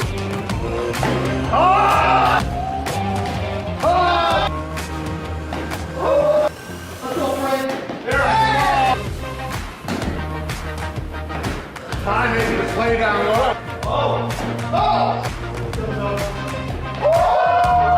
right, so you can throw the shit out of it and catch it. I think the XFL ball gets a big pass. By the way, I hit some bombs with it as well.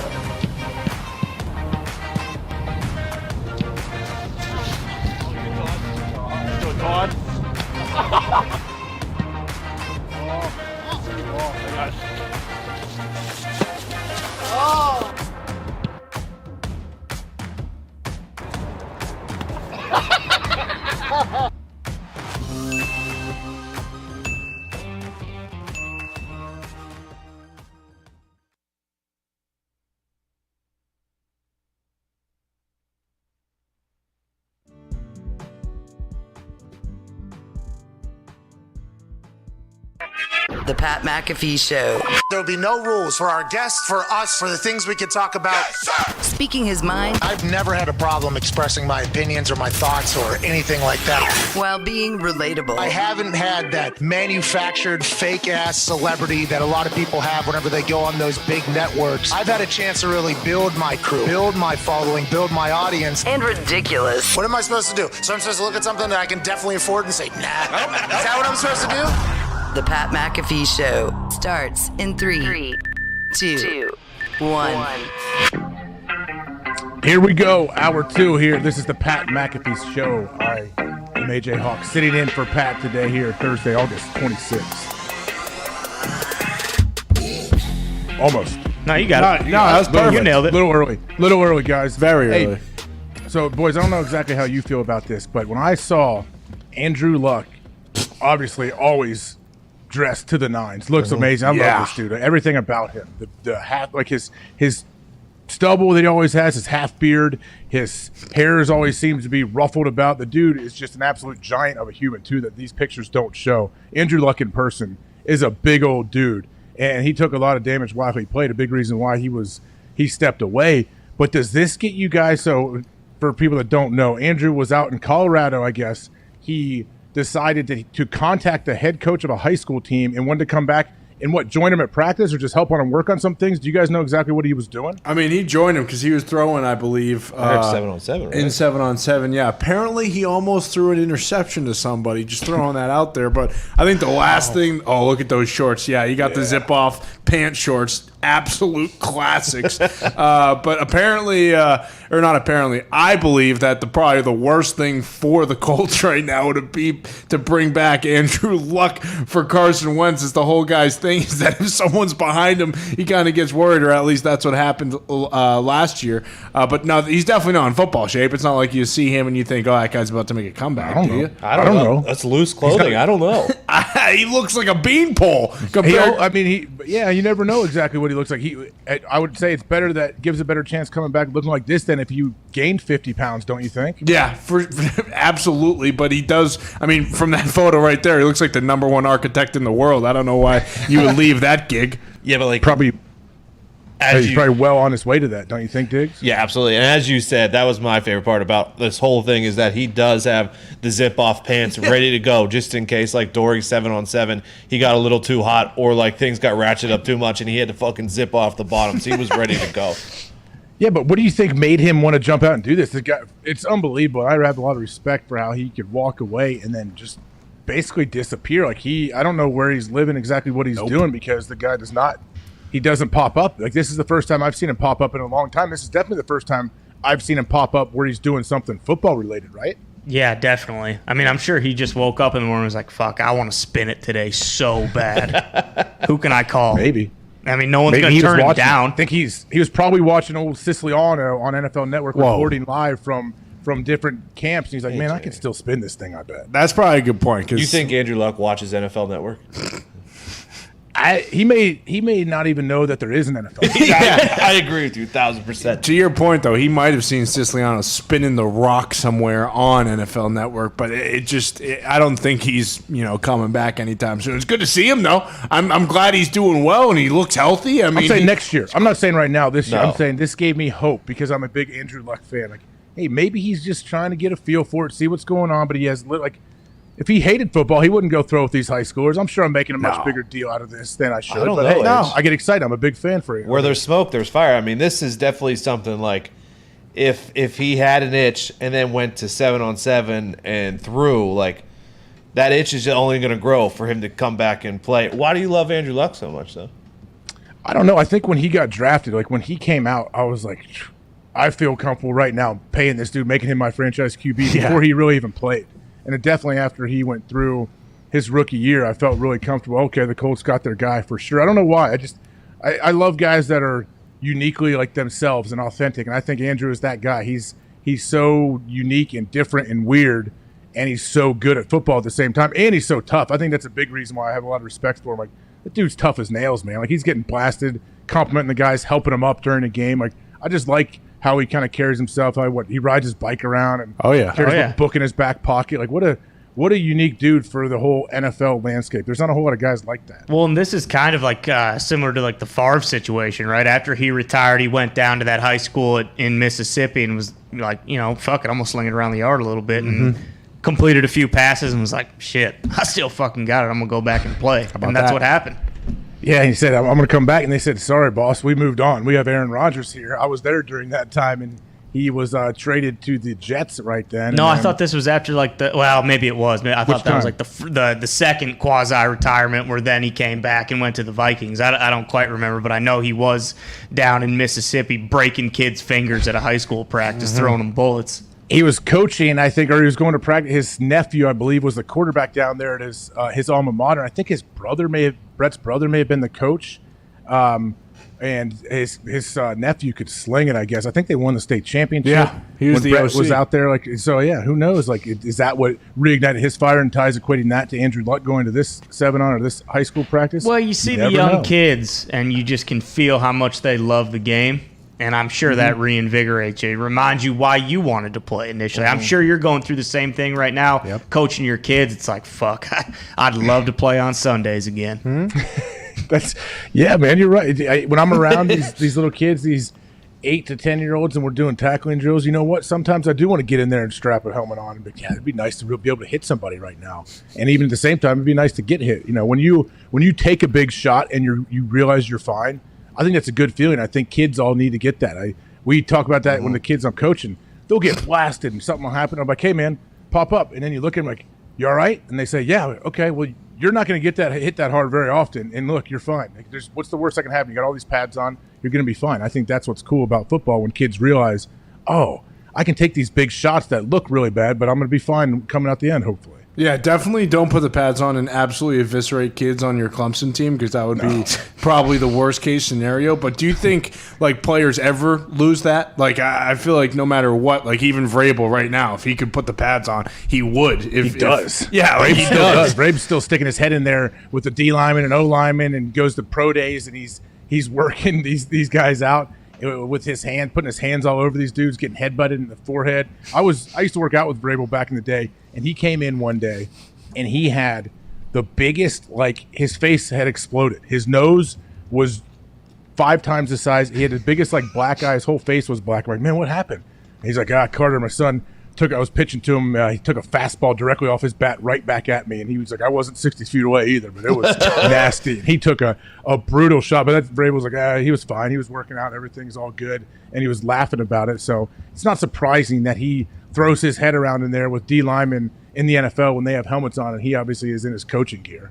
Well, and clearly, like to our guest yesterday, Bobby Carpenter, he might make a comeback, any day now, just because he feels like he stays ready, and he still works out and practices with Ohio State. It just seems like you never really lose that itch, and maybe. Do you, Connor? You played high school for 7 years. Did you lose that itch? I put the pads on damn near every night just to feel like what it was back in the day. I'll throw my helmet on and shove it into a wall just to get that invigorating feeling again, So maybe Andy Luck does come back next year and start slinging it for the Colts again.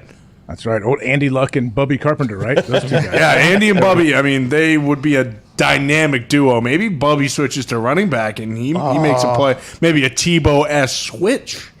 Man, if Bobby's playing tailback and Bobby's lean now, but he's still gigantic. I don't want to try to take that dude down. So, yeah, maybe if he gets out there in bowl practice with the Buckeyes, he can get the ball. Maybe they'll let him get the ball in his hands a few times. He can really show those coaches what he can do on the offensive side of the ball, I guess. Oh, yeah, but they might be nervous. They don't want Bobby Carpenter taking out every single starting linebacker D lineman as he runs through them. That would probably be a situation like you practicing with your kid's team. Oh, yeah. I mean, I wouldn't do that. Bobby he would physically assault a lot of people on the football field, I'm sure, if he was out there with the Buckeyes. But talking about people getting knocked out, what is Jake Paul doing? So Jake Paul fights Tyron Woodley this weekend in Cleveland, his hometown, at the basketball arena, right? Yeah. Sunday night. Man, so it's Sunday night. Oh, cool. So that's going to be, I assume it's sold out. Do we know? I would assume so. I think I was looking at some tickets the other day. There's still some available. Ooh. What are the odds? What are the odds on this fight? Do you guys know? Jake Paul is minus 215. Tyron Woodley plus 164. Okay. Wow. So Jake Paul, I know he's out there.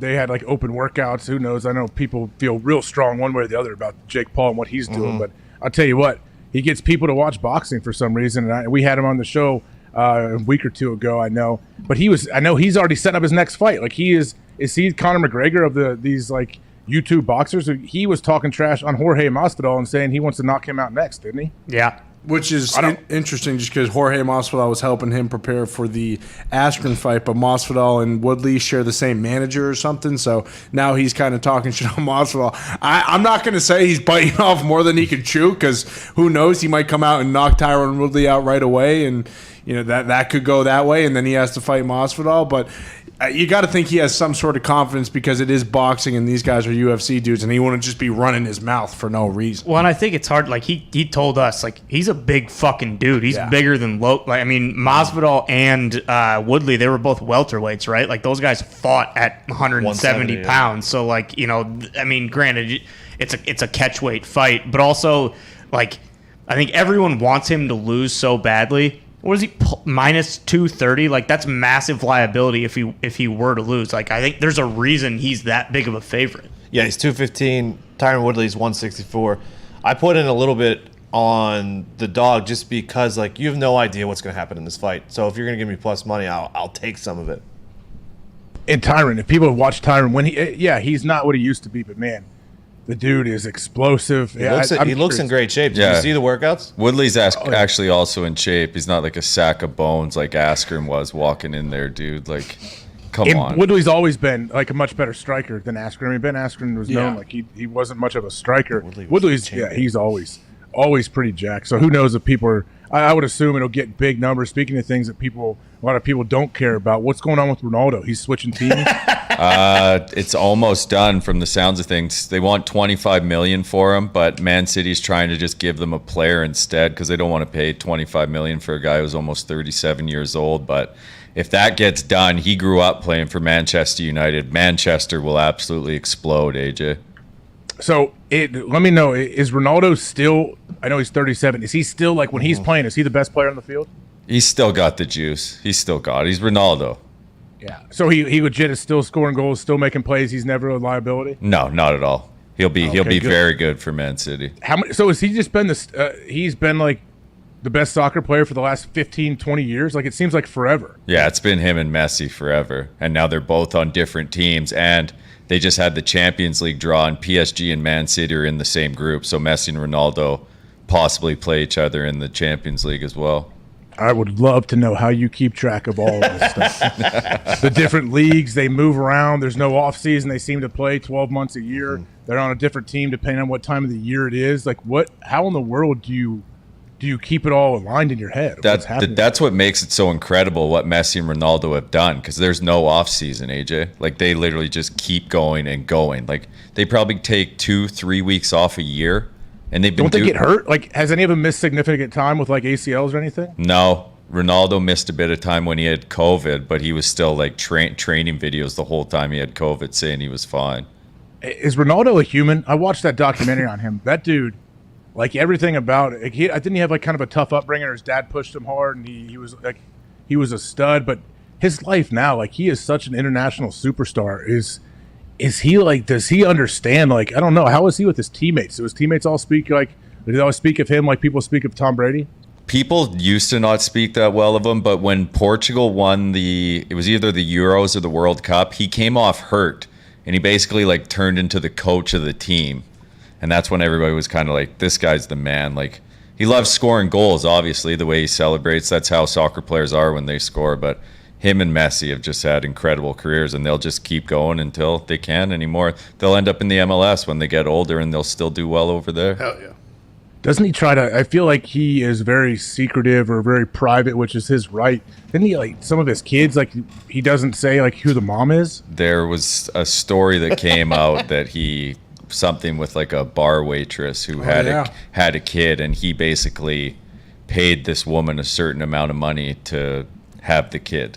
And he just took the kid from her. That's a story. I don't know if it's true or not. Well, wouldn't you want to be private if you were slinging your salami all over the world and maybe had a bunch of kids like that Delivery Man movie with Vince Vaughn? Starbucks. Wait, what is the Delivery Man movie? He like goes to a sperm bank and then like later finds out like he's the dad of like he's donated sperm and he has like 1,000 kids or something. It's a good movie. I do remember that. There's a real story. I was watching YouTube got me. There was a real doctor that was doing that, where all of a sudden I realized he was like a fertility clinic doctor, and they found out years later that this dude was just busting loads, and he was the dad of all these people. Jesus Christ, AJ. Seems illegal to me, right? So he was contaminating the samples that they already had there? I think he was putting his samples in when they had, like, he was claiming it was other people's samples, but it was his samples, I guess, because he knew he had some powerful stuff, I guess. Will you stop saying, he knew, and just admit that it was you and that you are actually the father of 800 people? I'm not a doctor. And did this guy's testes weigh 65 pounds if he has like over 1,000 kids? It wasn't General Bob. Bubby. This guy's like the modern day Genghis Khan, isn't he? Didn't he father like 25,000 people or something? Something like that. Yeah, he was also Legit, terrible this person. guy had Yes. his granddaughter went to my high school, and that dude's in prison for a long time. This is a real story. The guy this that was is Carmel, fathering all the Indiana. kids from the fertility clinic? That was in Indiana. That's a Carmel, Indiana thing. Yeah, And wasn't Jared Fogle right down the road too? probably. Yes, he was. I don't know. Probably. You tell us. You used to hang out at his house all the time. He's on your No, speed dial. never met him. You guys are the one that met him. You were in a VIP with Jared Fogle. No. never. No, that was Guy Fieri, and he spit in our face. Boom. You tell me he really spit in your face? Basically. Metaphorically. Well, he was going to make one of you famous, though. Don't. Hey, listen. All of you. He basically said, Pat, you could come into our VIP. Those fucking mutts over there, they have to stay out. So did Pat go? Did Pat go join Guy and just wave at you from the VIP? Yeah, come on over here. I'll make you famous. Your mutt's got a stick over there in the corner. Would you guys bust your way in there? You were That was probably the case? there, actually. It was the night before the Derby. I thought I saw you fucking in the back, like behind the guy, like giving him a sign. Guy, take a picture of me, Guy, please. Yeah, there's a funny? video of you saying that. Not the night before, but the day of the Derby. I have seen Guy there a few times, actually. So I'm sure I probably saw him 12 hours after he was partying with you guys. Well, wasn't it TMZ posted that picture of you and him drinking donkey sauce out of 2 taps, like at the bar? I could have sworn Pretty you sure. sent me that. Maybe not. I don't know. Okay. Obviously false. But first off, I don't know what donkey sauce is. I don't Yes, what you donkey do. sauce Yeah, you That's do. Guy's signature sauce. I know Triple D, man. Diners, drive-ins, and dives. That's Guy to me, right? Gangster. Know what he Yeah, does? yeah. Well, there's Triple G, too. What is that? Guys, grocery games. That's right. That is right. Is that still running? Yeah. Yeah, it's way more popular now than Triple D, actually. Who was guys? Who's his NFL team? I think I've Raiders, seen him at- Raiders. Oh, is it the Raiders? I saw him in a Seahawks game. I feel like. Well, he's at like damn near every game just because he is one of those sellouts that'll support whoever's on top. Anytime he can get his face on camera, he'll be there. So we're big Guy Fieri show, right? Yeah. Oh yeah, Good luck, love guys. Guy. Thank you, Guy. Love Thank your you, donkey Guy. sauce. Thank you, God. Big guy. I know Diggs is a big Mario Batali guy, but we're going to move on and see what else is going on throughout the NFL. You guys, so what did Dwayne Haskins say? Dwayne Haskins, you think he took a shot at Washington? Oh, today? yeah, for sure. So, Diggs, you're a big Steelers guy. This was definitely a compliment to Mike Tomlin, but also taking a shot. So, Dwayne Haskins, I guess, was asked by a reporter whatever's going on. He said, I think that Coach Tomlin does a great job as far as giving you a scouting report of who you're playing that week. And then this is the part. I've never really had that before. Yeah, I don't think it's a compliment to Tomlin at all because you get scouting reports in high school, you get scouting reports in junior high. Like there's no way this is true, AJ. Well, no, I interpreted this as Dwayne saying like Tomlin has given me as for the first time like a scouting report that actually helps me, that where it's not just like, okay, hey, this guy, this DN 6'4", 285, long, rangy, doesn't like to bull rush. Like that's the scouting report I assume that he claims he was getting, and now he's getting like real tips on this is what we need to do. This is how you can attack these certain guys. This is the matchup you want to look for. I assume it's just more detailed and is actually something that he could take to the field. I assume that every single NFL team did that. Do you not? Is that not true? There's tons of scouting reports. Yeah, like starting Wednesday morning, they'll hand a bunch of them out, and usually even earlier than that, if you're the quarterback, you're there meeting with the coach on Tuesday on the off day and going over game plan. Yeah, I guess some are better than others, though. A lot of coaches give tests like the night before a game to their position groups. Different coaches, like how they try to make sure their guys know what's going on. And some coaches, that's the difference. Some coaches want to give a test just to try to show, like, okay, who's not studying, who's not watching film, who's not prepared. And I think the good coaches, they try to give tests or they try to give information to their players that they can digest and use to help them make plays. And then when a player feels that and knows, like, hey, this guy can help me. Like, he's not doing this to punish me. He can help me. Everything he's doing is to make me put myself in position to make plays where I can anticipate things in the field. Then you trust that coach more and you'll go with it. Maybe that's what Dwayne is saying right here. If you're a quarterback, though, isn't a lot of that on you? I mean, I know, like, I don't know if you know him at all or have heard anything, but, like, Pat talks about all the time, like, the amount of preparation that Peyton would put in, like, the week of a game, like, the truly elite guys, like, they're not relying on a scouting report to do everything, right? Like, they're dissecting stuff, they're trying to find stuff, watching film. Like, I feel like that's kind of a cop-out, isn't it? Yeah, a little bit. I mean, yeah, especially like the guys that have been doing it for a long time in the NFL. They have their own system, their own program, but they're working with their quarterback coach, the offensive coordinator, their head coach, and they're bouncing ideas off each other the whole time. But yeah, they've already done the majority of their study, and they have their opinions on what they can do to attack them, and then they get the game plan from the coach, and then go with it and see what you agree on, what you disagree on. So you're right. When you're an NFL quarterback, a lot of it is on you and your backups to kind of maybe do some of the grunt labor that you may not have the time for, so you can reference it, I guess, when you're looking at things. But I don't know. Dwayne Haskins, does he have it? Is he going to make this team? Is he going to be the backup? Where are you guys at with that? I mean, it definitely seems like he's making the team if he's starting the last preseason game, right? Well, Ben, or they want to showcase him. Ben and Mason are not starting. So, and it's reporting that Mason is most likely 99% going to be the number 2. Nice. I don't know if it is definite that he's going to make the team. I personally think he should make the team. But apparently this last game with him and Dobbs is going to be probably the guy who's going to be number 3. But it would be weird if will they keep 3?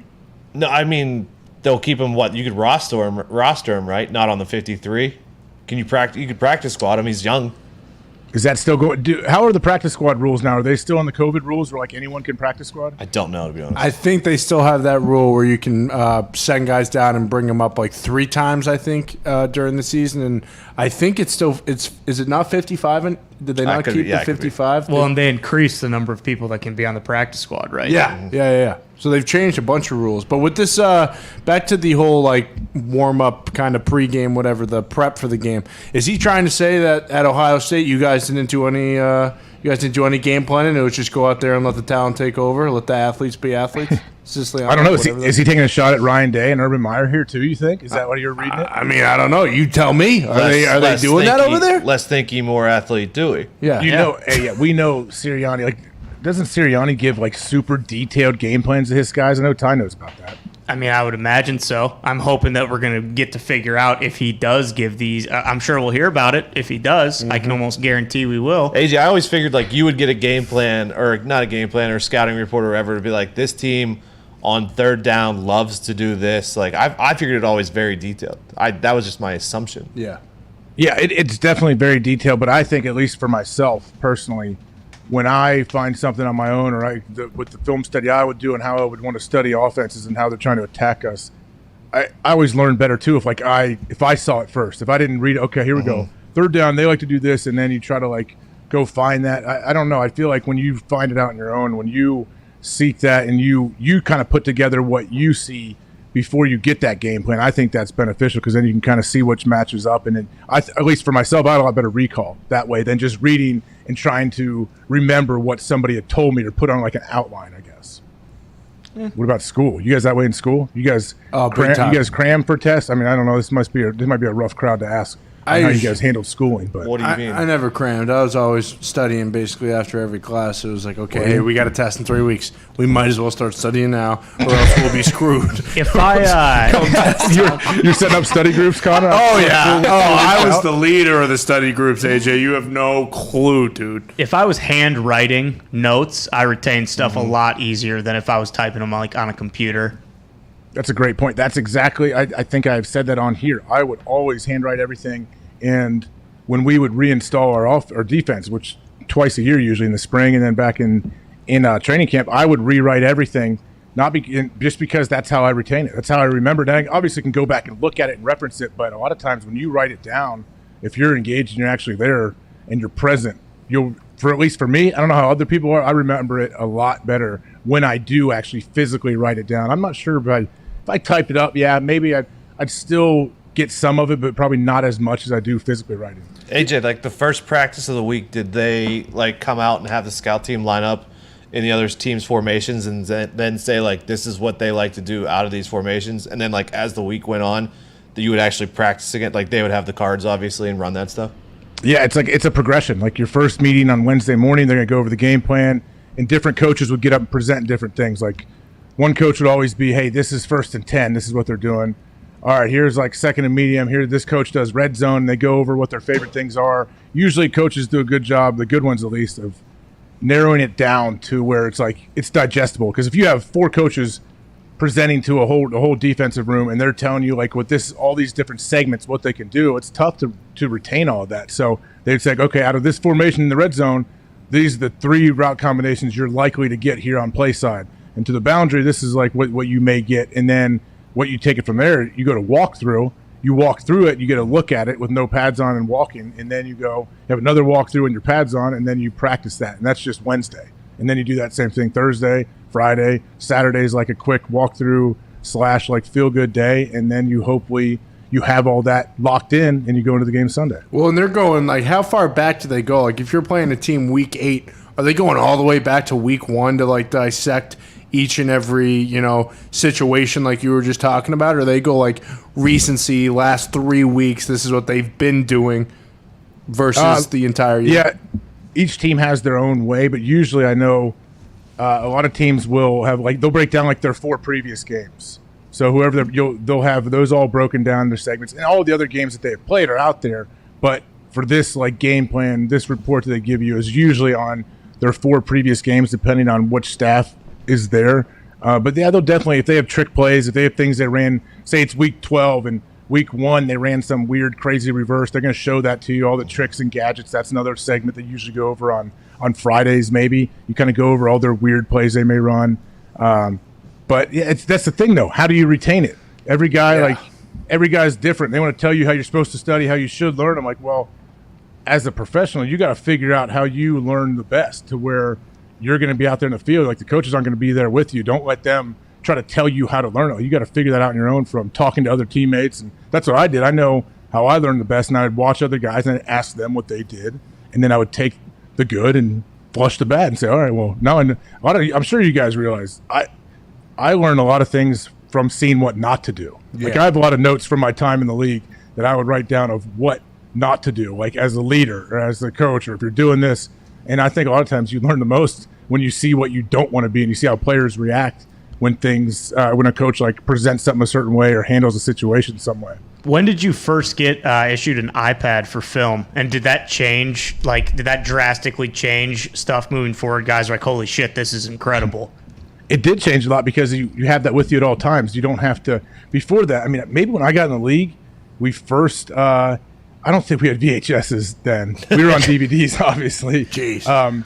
But you'd have to go get a DVD made from like the film guy. Tell him, hey, can I get red zone, third and medium, and goal line here and this, and then you'd have to like ask for it. And then you get an iPad. I don't know what year it was though exactly. 2012. Does that sound right? Maybe. Yeah, maybe. Probably around then. Would you watch like when you were watching film and you were playing? Let's just say you're playing the Lions the next week. Would you watch more so like what the Lions are doing, or would you watch the team that they're playing and what their linebackers were either screwing up or doing right? A little of both. Usually, you're watching what the Lions are doing. Because depending on what the other defense is doing, like it may be completely different from what you guys run. But if you do, that's one way coaches will break down film. If you have, let's say this team that you're playing, they played against another defense that had a very similar scheme to your defense, that you're going to watch that whole game. You're going to watch a lot of that because you want to see how they're trying to attack that scheme. So that happens all the time. And you don't really watch individual players as much, like on the defense, if I'm trying to study their offense, but you're definitely aware of what they're doing. But you can sometimes get locked in, especially if there's multiple players in there and a defense is playing really bad, and say your defensive guys studying the film, like, man, these guys are garbage. What are they doing? We're not going to do this. Like, it doesn't matter. Like, they weren't going to win no matter what they were doing, and guys love to just trash teams when they're playing bad. But that obviously isn't going to help you out too much on the field on Sunday, I guess. Well, everyone loves to trash the Lions. Who doesn't? Didn't you? Oh, I'm not speaking Lions. Didn't you make it a point though, whether or not you were playing against him? Like, you would watch every single one of Bill Romanowski's snaps until he retired, right? Just because I know you tried to emulate your game after him. Let me tell you something. So, I read Romo's book. I read his book, great book, colorful character. Was he on this show? Yep, friend of the program. Lighting it up. Supplements, all kinds of stuff. I know a guy that coached him when he was on the Raiders and said, man, this dude said he was awesome. He loved everything about him, but this coach was also there, I guess, when he knocked that tight end out. When he ripped his helmet off and hit him, I guess it was broke his orbital nasty. bone. Yeah, I talked to a coach that was there, and they said it was nasty. Like when that happened, it happened so quickly too. But yeah, Romanowski, some of the younger kids may not know some of his antics, but he was, is he a throwback? Would you call him a throwback? Oh, yeah. Yes, for sure. Plus, if the younger kids don't know, they saw him in Longest Yard. Yeah, they know what type of player he is. Has he been in other movies? I feel like he was really starting to spread his wings as an actor in that movie. Wasn't he in Red Dawn? Was that Roman? He was in something else. No, that was Schlereth. Yeah, that was Stink. Was he in Gridiron Gang too? The Rock? I'm not sure. Let me see here. I'm pulling up his IMDb. Was he in The Marine with Cena? He worked with Victor Conte from the Balco there. Who did? Romanowski. Oh, was he tied to Yeah, it was on like a 60 Minutes. #1 client. Yeah. I think he's been in a couple, he's been in Blended and Jack and Jill. So he's a Sandler guy. He's in the Sandler crew. Yeah, that's what I saw. I'm in a Sandler movie. Jack and Jill, I don't know if I saw that. But yeah, Romanowski is one of those. He played for 17, 18 years? He played forever. Long time. Yeah. Legend. He won a couple. How many Super Bowls did he win? Few. He was with the Raiders? And the Broncos. Mm-hmm. He was all over. He was in the Niners early in his career, wasn't he? Mm-hmm.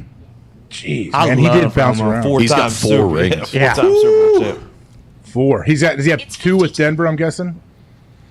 Yeah, he also, apparently, I didn't know this, he also sent a 30-page PowerPoint presentation to Pat Bowlen when the Broncos were looking for a head coach in 2009. He lost out to McDaniels, unfortunately. Wait, hold on. Close. Romo sent his resume in for him to be the head coach? Yeah, it was not just his resume, it was a 30-page PowerPoint presentation. Wow, I would like to see that deck. I wonder if he used the transitions. Did he use like the tire screeching transitions and all that? That would be nice. I would assume so. Romo. Yeah, he's a creative guy. I would definitely assume he had a bunch of sweet transitions. One of like the dissolving ones that pops up, yep. you know? Tiles. He spent all of his time on the transitions and not the actual, the deck. Yeah, that'd be awesome. Bunch of pictures.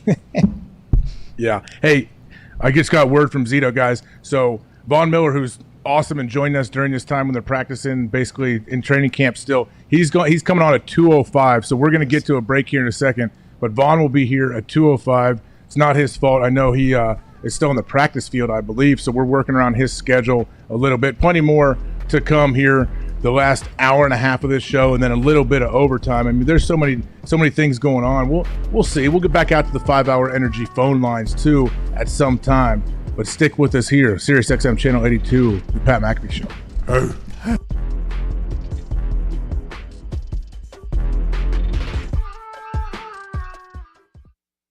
Is me versus a Carolina Reaper pepper. A pepper that has what? 2.2 million Scoville on average. I think it's pretty much the hottest pepper in the world. In comparison, a jalapeno is 6,000 Scoville. For every second after it is in my mouth, I don't grab this milk. We'll give $25 to a random person in the comment section right now. $4,500 feels like a good amount to give away, though. And that'd be 3 minutes. This is going to be a long 3 minutes. That's redder than the devil's dick. That crunch. How we doing so far? Doesn't look too bad. I should have taken a drink of water beforehand, though, because I think I had a dry mouth. I had a little cotton mouth. Oh, okay. Once the hiccups start, I think you're just about done for. What's your biggest regret in life? Do you have 2 more minutes in you? I think it's just starting to hit like the peak. The curve on this thing is just starting to go up. You are handling this much better than Bill did, though. You are, yeah. Billy Tubes was puking 10 seconds in. 130. 130. It's burning my esophagus. Do you feel like you're going to puke? Oh, I do. God, that milk looks ice cold, too. No! Beer that broke my heart. Hey, one more. I'm getting lightheaded now. Yep. Now we go. 8, 7, 6, 5, 4, 3, 2, 1. Dance with me. How you feel now? A little bit better, but not great. Oh, God. That's a bad idea. I need more. More milk.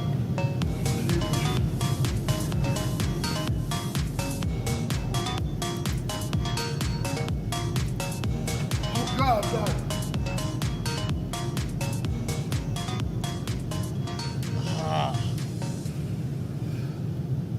Yikes. Can we take a moment of silence for the first 2 to 3 years of Zach Wilson's career? Because all he's got going for him is Bob Saleh. That's it.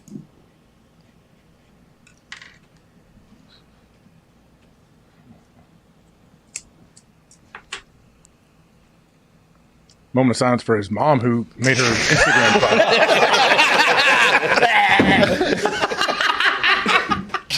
That's what I thought we were doing. That's what I thought we were doing. Let's go to Chris and Indy. What's going on? Mrs. Wilson, hope everything's all right. Yeah, she jumped out there, right, with some hot takes, and then She got a fake mask she wears. She AJ. does not like Hooters. Not a fan of Disney. She doesn't like Or Disney Snapchat. or Hooters. Oh, there's going to be a bunch of Hooters running around Zach. She said enough of it. Not on that Snapchat.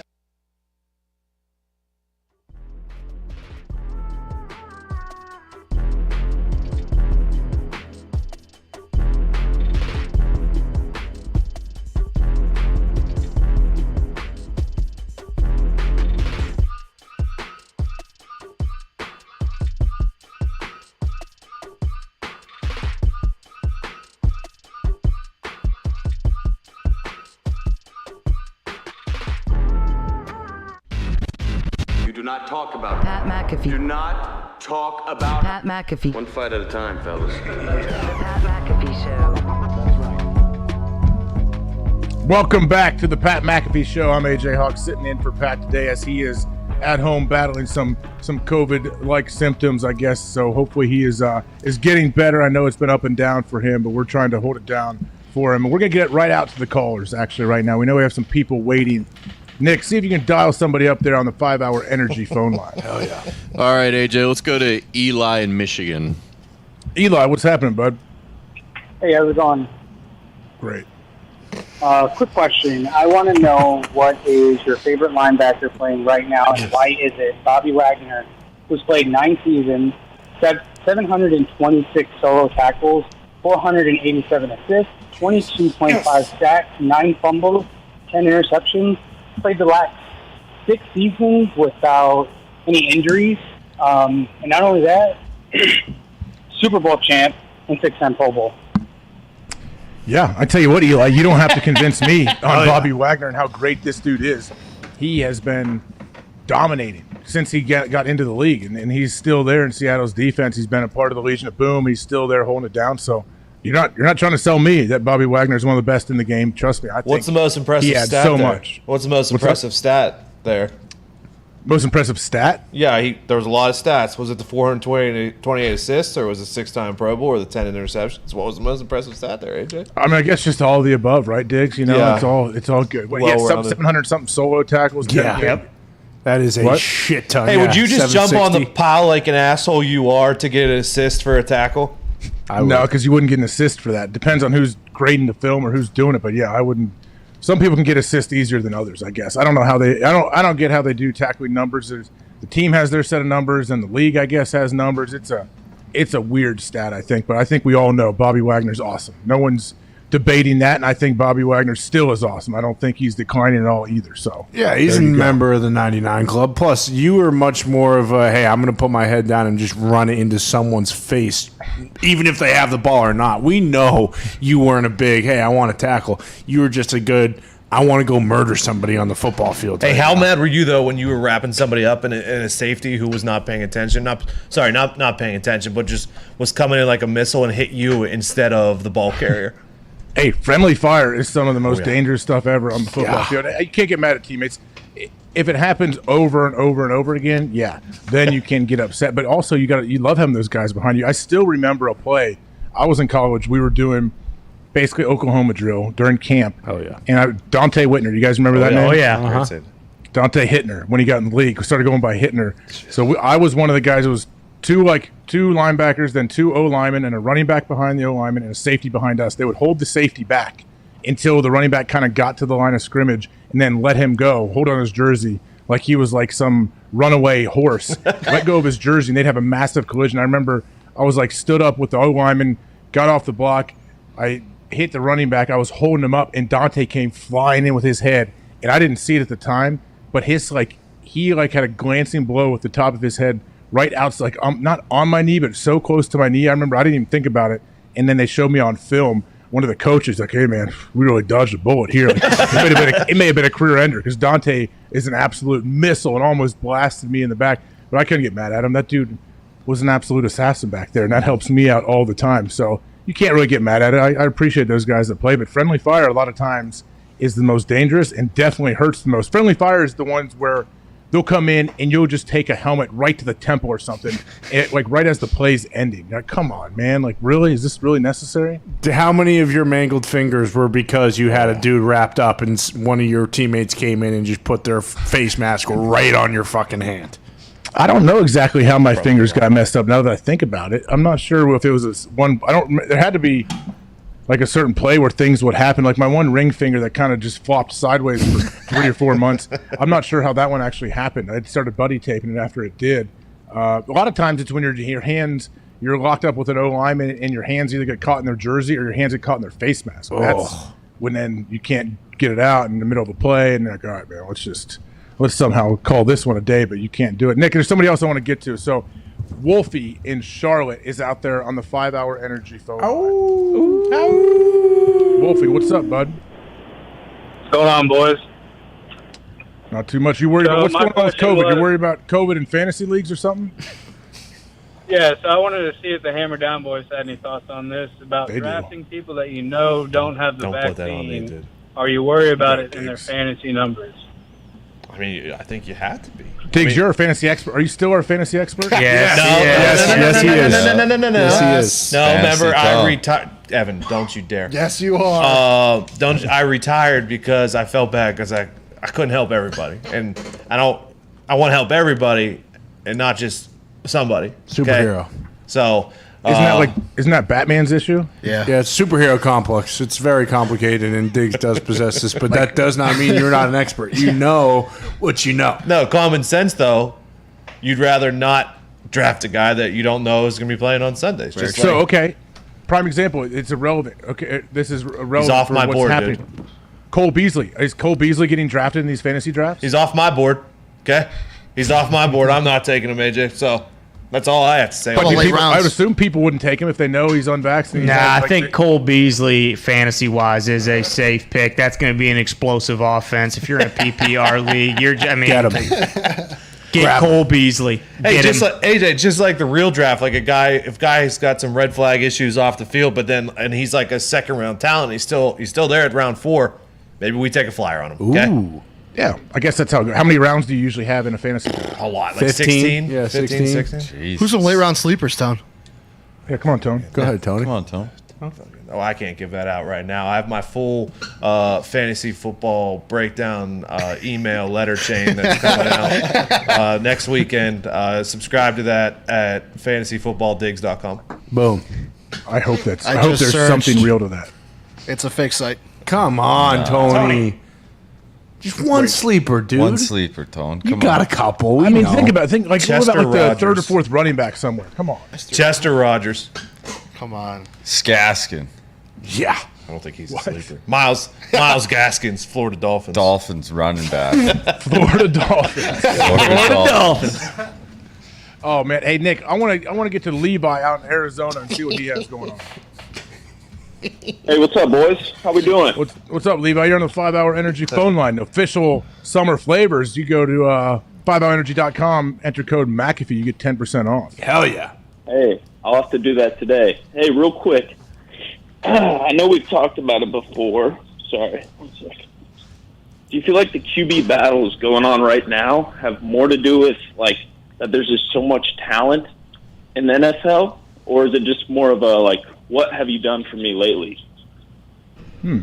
Appreciate the call, man. I don't know. Maybe, I hate saying it, but, I mean, it's a little bit of both. I feel like there's a ton of talent coming out of college. I feel like when you look around the league, top to bottom, quarterback play seems to be pretty damn high. Yeah. When you think about how many studs are out there doing things that just seem like they're not possible. There's a lot of guys that like that out there, and more guys coming from the college level that are more dynamic maybe because they have these spread offenses and it's kind of changed up what the prototypical NFL quarterback should play like or what kind of body type they are. Maybe it is, but it also there is something to the fact that if you don't win right now, like see ya, coach, player, you're the quarterback. It's like you don't get a whole lot of time to develop. I feel like. Yeah, well, I mean, definitely for New England, it's what have you done for me lately? Because Bill's always been pretty adamant about whatever you did last year doesn't really mean shit for this upcoming year. And I don't know about the Bears just because, like, Dalton's like this is his first year with the Bears, so it's not really like oh well, last year you were this, and now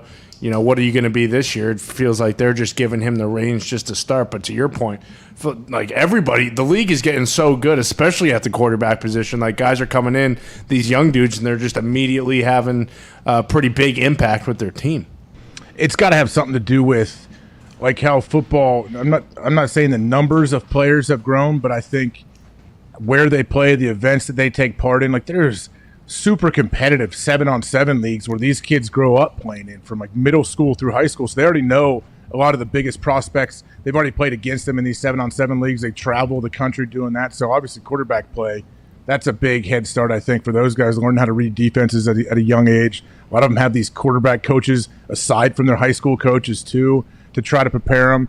I think some of it could be overkill, no question. There's definitely some people getting ripped off from some fake quarterback coaches out there that are training high school kids, but I think you're seeing a lot of these guys come in the league ready to play because they are like at a young age. They're developing, man. They'll come into high school and they know way more than a quarterback would have probably known 20 years ago when they step into a locker room for high school. Well, in college football, too, it's become much more of like a spread, throw the ball around the yard type of space. Yeah, we need space now. Everyone, that's all they're trying to do is get people in space and let them make plays.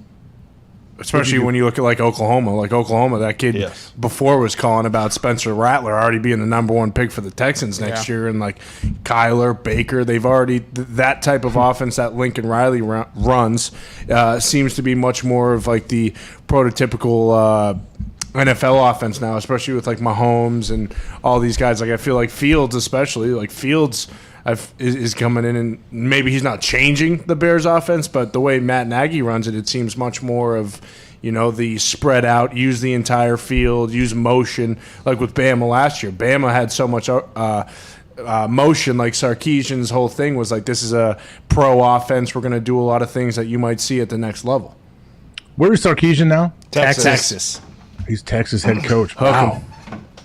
Are they back? Did he land a bunch of big recruits? You guys know? I mean, they're still working on Archie. Arch is the guy in high school right now that every single college is trying to grab. Whoever gets him wins. If I'm Houston, I'm trying to stink for the next 5 years so you can get Arch Manning in the draft.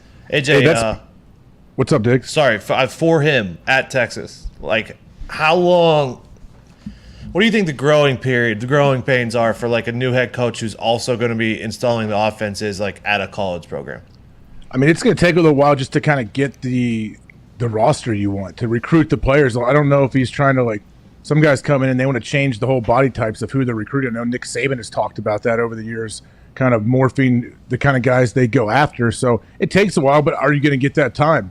I mean, we know Texas, they have their counselors, their chancellors, their boosters have so much money. They're on top of everything. So I don't know how much time they really want to give you and see, because the longer you go out of the spotlight, man, the harder it is to get back up there with the big dogs that are competing for these 4- and 5-star recruits every single year. Well, now that they're going to the SEC, that's definitely going to, granted it's a few years down the road, but that's definitely going to benefit their recruiting. And also with NIL, it seems as though Texas is going to benefit greatly from that because of what you just mentioned with the boosters, with the committee. And if Sarkisian's successful, they're going to probably take that next step, especially if they can, go into the SEC and actually win a bunch of games.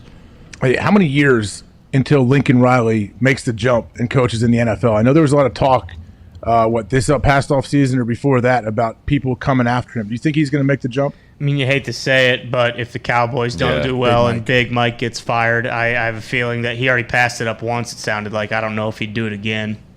Really? Man, he does seem to be one of those guys that could make it work in the NFL. I have no clue. I'm just guessing. I don't know him. But I don't know. I would assume that dude's going to make the jump at some point. Don't you think if you were a college coach, even if you loved it, you'd want to test yourself? You'd want to see, it's only if they're coming at you and you have these NFL teams calling you, asking you to come interview. Don't you think eventually, even if you didn't really want to, you want to see what this is all about? I mean, maybe, but also I feel like in a position that he's in, Oklahoma is as good of a job as there is in college football. He's the biggest deal in that state. They go to the playoff damn near every year. There's expectations that they perform well and get to the playoffs, but I feel like it's also hey, we know Alabama's there, so it's not hey, national championship or bust.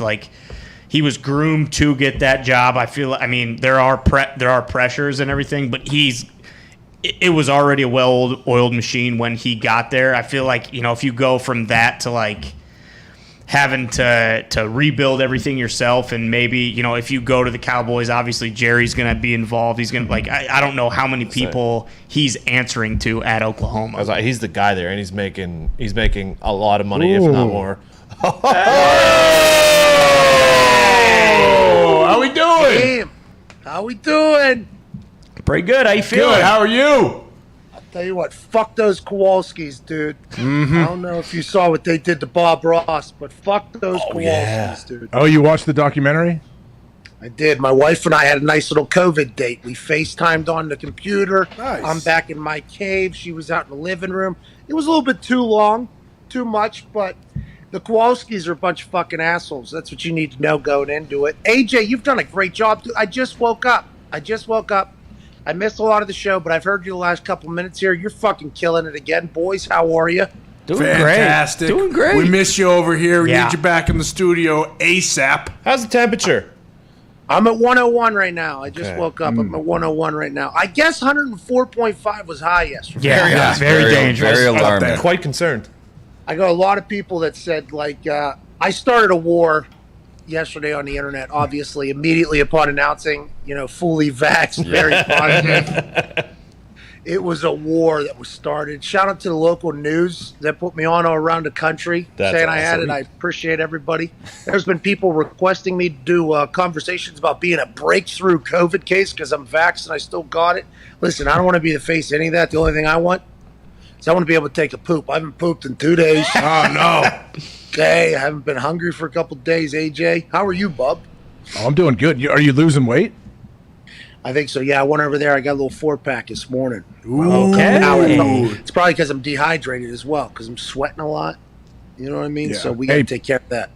Pat, I know it's your show. We're supposed to go to a break in about 45 seconds. Then we have Von Miller coming on at 2:05. You got to stay with us for Von. Yeah, I heard. You gonna stay with us? You want to call? You gonna call back at 2:02? I don't know if I'm in the right shape or form to be doing this. I just wanted to call and say howdy doody. You're great though, man. Howdy You're fun. doody. Possible reschedule? All right, let me hop in the shower real quick. I'll call Okay, you guys yeah, back in and we'll 5 get it. We'll minutes. actually hit the serious break for you, and you come back on with Vaughn, right? Man, Hell yeah, yeah, beautiful. all right, good work, guys. All right, Good baby. work. Pat. All right, everyone, stay there. We got Von Miller coming up at 2:05. Obviously, Pat, hopefully, maybe can take a 2.5-minute shower, come back with us on the other side after this 6-minute break. And But out. Von Miller, absolute stud. He'll be back with us here after the break. Killed it. The NFL is implementing the Hawkeye replay system, which has the smart technology, which is synchronized multi-angle replay technology, which allows the ref to view all of the shots and angles of a certain play at the same damn time, as opposed to what they've been doing all along, which is TV producers deciding what replays they see when. Are you kidding me? Unbelievable. What? Now, we know a lot about these TV producers, okay? Yeah. I couldn't see Joey Josh Chestnut eat his 76th fucking hot dog, all right? Bullshit. On 4th of July to break his own record because of a production. We've seen a lot of other rather terrible decisions made in television, in broadcasting of games made. Those same people now, I'm learning, were the people that were deciding what angles the 95-year-old refs in the NFL were getting to see. This is absurd. Thankful that the XFL, who had the Hawkeye smart technology, synchronized multi-angle replay technology, either created, invented, or used from other places, like tennis has this, I believe. I like that we're expediting the replay system. I like that we're getting up with the times. Replay should be an asset to the NFL as opposed to what it is, which seems to be a burden. The pass interference replay thing, because of how terrible they botched the execution of that, it probably will never be brought up or thought about again, because fans will be able to say, oh, remember when they did that last time? It's like, no, remember how they executed that last time. The replay system is run by people who have not a lot of experience with maybe quick, slow-mo, fast forward, maybe just content being in their face all day, every day. I like that we're making this better. It's better for the game. It's better for everybody. There's a lot of money on the line. Let's not let a opportunity pass where we can utilize technology to make sure the right shit gets done. Let's just do it in a much more efficient fashion. I've always felt that way, AJ. Well, it's much more efficient, but it makes me question, like, how did we go this long to where a TV producer is controlling what replays, what angles you're gonna see, like for the referee, like that kind of blows my mind when you think about it. Yeah, I read it yesterday and I almost axled my pants. Yeah. I didn't, because I'm an adult, but you get it. Right. I don't know. I bet you have in the last 5 years. No, I haven't, but there was that one time where I thought it was going to be a sound, and it was actually action. Yeah, a little close. That's a different story, though. Yeah, but I mean, it wasn't a full axle, I don't think. Yeah, no, sharding is not You didn't pooping. step in it. Whoa, I have a little couth on for the goddamn good of the show. But speaking of that, I was quite alarmed whenever I read that TV producer. I'm like, the same people that are making a lot of the decisions that we get a chance to witness every single week are the same people that are deciding whether or not a play that I have a lot of money riding on potentially is overturned or not. I am not about that. I think I've realized this year with the conversations, you do seem to be a rather normal human, which is very interesting, right? I assume for a lot of people to hear. AJ said, no, you are not a normal human. But because all the stories about you before this year, to be honest, a lot of people, the way they believed is you were the smug king almost is what the thing about it. And then getting a chance to chat with you, it's like, well, that's not the case at all. How is that like something you have to focus on? I assume it gets hard whenever you're hanging out with, Scott Stapp is hanging Aaron Rodgers jerseys up in his goddamn office. That has to be pretty weird. Well, look, I think that's an interesting thing to talk about. I think a lot of times, people have said things about me, and it's been the same few people, and that's been kind of the prevailing story or thing that's reflected on. I think for me, I talk a lot about the work I did on myself. It was nice, and it wasn't intentional. Like, I didn't sign the show to have, and you guys know, we talked about this off air, but there wasn't some agenda doing this. It was fucking talk to Pat and AJ every week. Yeah, it sounds pretty awesome. It has been, by the way. It sounds amazing. But what it's allowed me to do is, I think, silence all the douchebags out there who were, talking for me and making themselves more relevant by using my name or running with stories that were not really based in any type of fact. And look, I've grown as a person. I've said things and done things that I wish I'd handled a little better. But this was a great, natural, authentic, whatever, whether it was 15 minutes at the stadium or 45 minutes, to just bullshit and have a conversation. If you're a friend of mine, if you know me, I think this is about as normal as interaction you're going to see from me. It's not a lot of BS. You're not going to hear cliches and garbage. I'm going to, shoot from the hip mostly. Tell you as much as I feel comfortable telling. I feel like I've been as honest as I could be. I've told you guys a lot of fun stuff. It's fun for me because then I don't have to maybe rehash it on a Wednesday, or people get to see a different side of you that maybe they didn't even know was there or didn't think was there. And it's been fun for me. I really have. I've appreciated every single week we've done these. And like I said, the best part is there was no agenda. There was no plan. I mean, even us, we didn't know we were going to go 10 minutes or 15 minutes or an hour. We just started fucking talking, right? And then this came out, and it's been a lot of fun.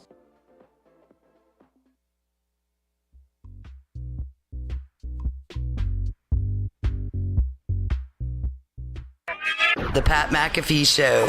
There'll be no rules for our guests, for us, for the things we could talk about. Yes, speaking his mind. I've never had a problem expressing my opinions or my thoughts or anything like that. While being relatable. I haven't had that manufactured fake-ass celebrity that a lot of people have whenever they go on those big networks. I've had a chance to really build my crew, build my following, build my audience. And ridiculous. What am I supposed to do? So I'm supposed to look at something that I can definitely afford and say, nah. Is that what I'm supposed to do?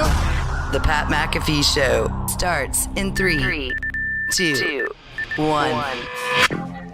Hello, welcome back to the Pat McAfee Show. I am AJ Hawk, sitting in for a COVID-riddled Pat who's hanging out at home fighting through the fever right now. Hopefully he's going to be okay. Wow, you nailed that one. Crushed it. Got it. Getting the timing down. Can't hear it till I get done speaking. But so, sad news for everybody to let you know. Sorry, Von Miller actually is going to be pushed until another day because I guess his practice, something's run over. We were trying to get him, squeeze him in between practice and meetings, I believe. And guess what? They're trying to get ready for an NFL football season, so things happen. It's obviously not on Von's side. We were trying to squeeze him in. He will be on at some point, but look forward to when he does come on. But thank you. I got some texts, some tweets during the break. Okay. It sounds like something's happening at Jake Paul, Tyron Woodley press conference. I know Ariel Helwani has tweeted that all hell is broken loose and that somebody from Jake Paul's team has got into it with Tyron Woodley's mom, which is not great. She's known as people talk about her. She's around, and people have a lot of respect for her. So I have no idea. This seems like it got real, huh? I know Jake Paul does a lot of stuff for show or to hype the fight.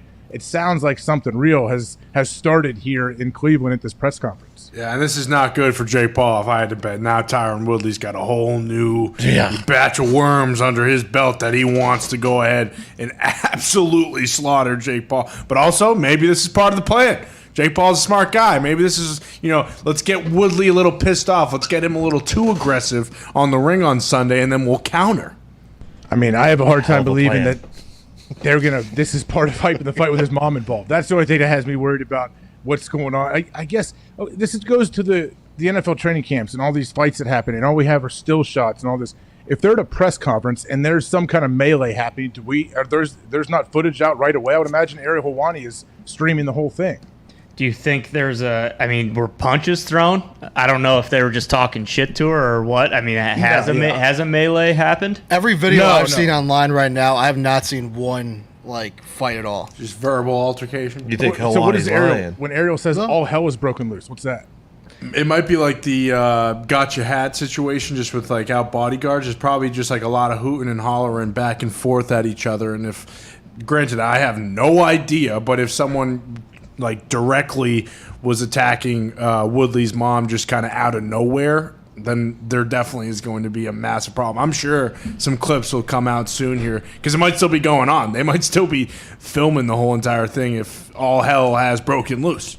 Well, I did see a still shot earlier from the presser, and Jake Paul's sitting there in his little spot at the table, and he's shirtless, 8 chains on. Really, he looks like Jake. But Zito actually sent me a picture. I want to read it real quick. It's this Myles Garrett thing, Zito, that you sent me. So Myles Garrett had a quote saying, "I'd beat the brakes off Logan Paul, but I have bigger fish to fry." Okay, Myles Garrett, one of the most impressive-looking humans on planet Earth right now. The guy, how he moves, just how he's built, unbelievable freak. And Jake, which I think this is a bit out of line. It's stick to football, my friend. You saw what happened when Nate Robinson from the NBA tried to step into the ring.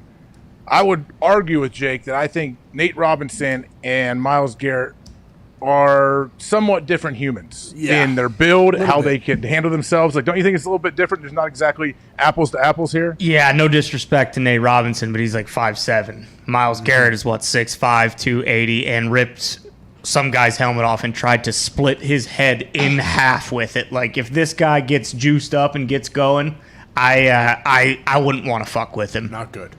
Yeah, he's Myles Garrett. No, I can't imagine ever taking that gun and winning, and really anything that has to do with physical ability. That would be awful. Yeah, we'll see what happens with this Jake Paul thing. I mean, you're right, Connor. We haven't seen it. We're just hearing it. This could easily all be manufactured for the fight, but hey, that's what they're doing. Maybe these guys just understand it, and they're willing, I guess, to cross the line to try to sell a fight a little bit. Yeah, and it adds a storyline, and there's more promotion to it, and obviously we're reacting to it live, so we're not too sure, but also we are reacting to it. This adds kind of another element to the fight where it's okay, now the guy who is the underdog at plus 164, his mom's getting verbally attacked by the guy who's favorited, so maybe this does kind of change a little aspect to it and kind of adds just another element where it's makes the fight not more interesting but a little more serious now if there is some mom shots being thrown by Team Paul. We got some video right here for you, AJ. Let's see it. What do you got? Got some audio. Oh. Don't say shit to my motherfucker.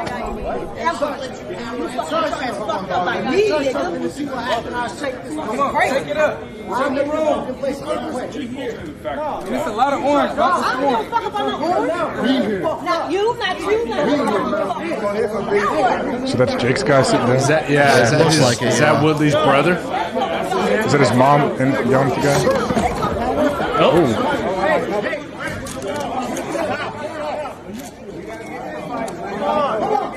That's what we have. That's also a Paul guy with the with the emblem on the back of his hoodie that fell down there. I don't know. That looked pretty. Something serious. was said. What Jake Paul's guy? Something was said, and so Woodley's mom got in the guy's face. I think Ariel even said in one of the tweets, this could have gone much worse. You're right. Looking at that looked like it could have been a full melee in that room. Especially if it's his mom, just to where's hammer Ariel? home that fact. Ariel's there. Is the presser still going on? We should try to reach out to Ariel, get him to call us from the presser, boots on the ground. We know he's not tied through ESPN anymore. He's doing his own thing. He's all over the place. He works for 9 different companies. Pat's back. Pat, you talked to Ariel yet about this? I just texted him. Literally, I texted him immediately upon seeing that all hell had broken loose. He has not responded, I think because he's trying to either upload clips or maybe because He's just not going to respond. Try not to catch any. He didn't want to catch any friendly fire and catch a haymaker to the temple, probably. I don't know if you guys saw it. Did you guys see Omar in there? No. What? Which one was Run he? that video back. Omar, at Omar. He's getting the clips, dude. Run that thing. I mean, we're going to see it on SportsCenter now. Wait for it. Wait for it. That's Tyron Woodley's mom, right? She's saying, I don't give a fuck. Look, there's Omar. There he is. Look at him. Wait, he gets it. Oh, Omar. So much going on. Is that Woodley's brother? I don't know. I don't know. He's But everybody says Tyron Woodley's mom is a sweetheart. She was talking some real shit to that dude. It was awesome. The way that dude is standing over top of the other dude. Omar. Like, sometimes people just stand. Get out of there. Protect Omar at all costs. Hey, remind me who the hell Omar is. What? He's the guy. He's the guy that does the LeBron and Ball brother tweets and posts on the ESPN Instagram, right? Yep. Yeah. Wait, what? He runs a SportsCenter account. All right, he created House of Highlights. Have a little respect for at Omar, dude. Is it known that he runs the SportsCenter account? Oh, yeah. Come on, Hawk. Oh, that's okay. But it's not CPAT. I know a guy that runs some high-profile accounts that you introduced me to that it's not known that he runs these accounts, though. Yeah, well, Omar pins his own comments. So he's an ESPN employee? Yeah, he runs SportsCenter. He was the SportsCenter Instagram account is his thing, brah. But he, he's a good story actually. He created, came out of nowhere, made House of Highlights. Now he's at SportsCenter. Oh, okay, that's him. Okay, I got it. Always ends up being right in the middle of everything. Omar, it's awesome. Would you want to be? I would. Yes, wherever Ariel is in that room, I would not want to be right in the middle. I want to be out on the edges, standing on a chair, looking over. I don't want to get caught with it because that thing could get real serious real quick, and they may think you're involved. It's funny you say that. He's in the back corner right now. Mr. Woodley was not thrilled. If I'm somebody though, I'm climbing up. I'm climbing up those things there to get a little sky. Oh, yeah. Ooh. Scaffolding. Yeah, see that scaffolding right there. Oh, I'm surprised Omar didn't do that. By the way, normally Omar would hit to the skies. Did you say you saw Ariel in any of these clips, Zeke? No, it's funny because he's in the back right corner now. Like Omar was in the middle. Ariel's so far away from everything. It's pretty funny. Ariel has not responded to me yet. I'm looking right now. I said, anybody hit anybody? And he said, no. Nah. Well, Ariel's probably getting an exclusive probably with Woodley and Woodley's mom.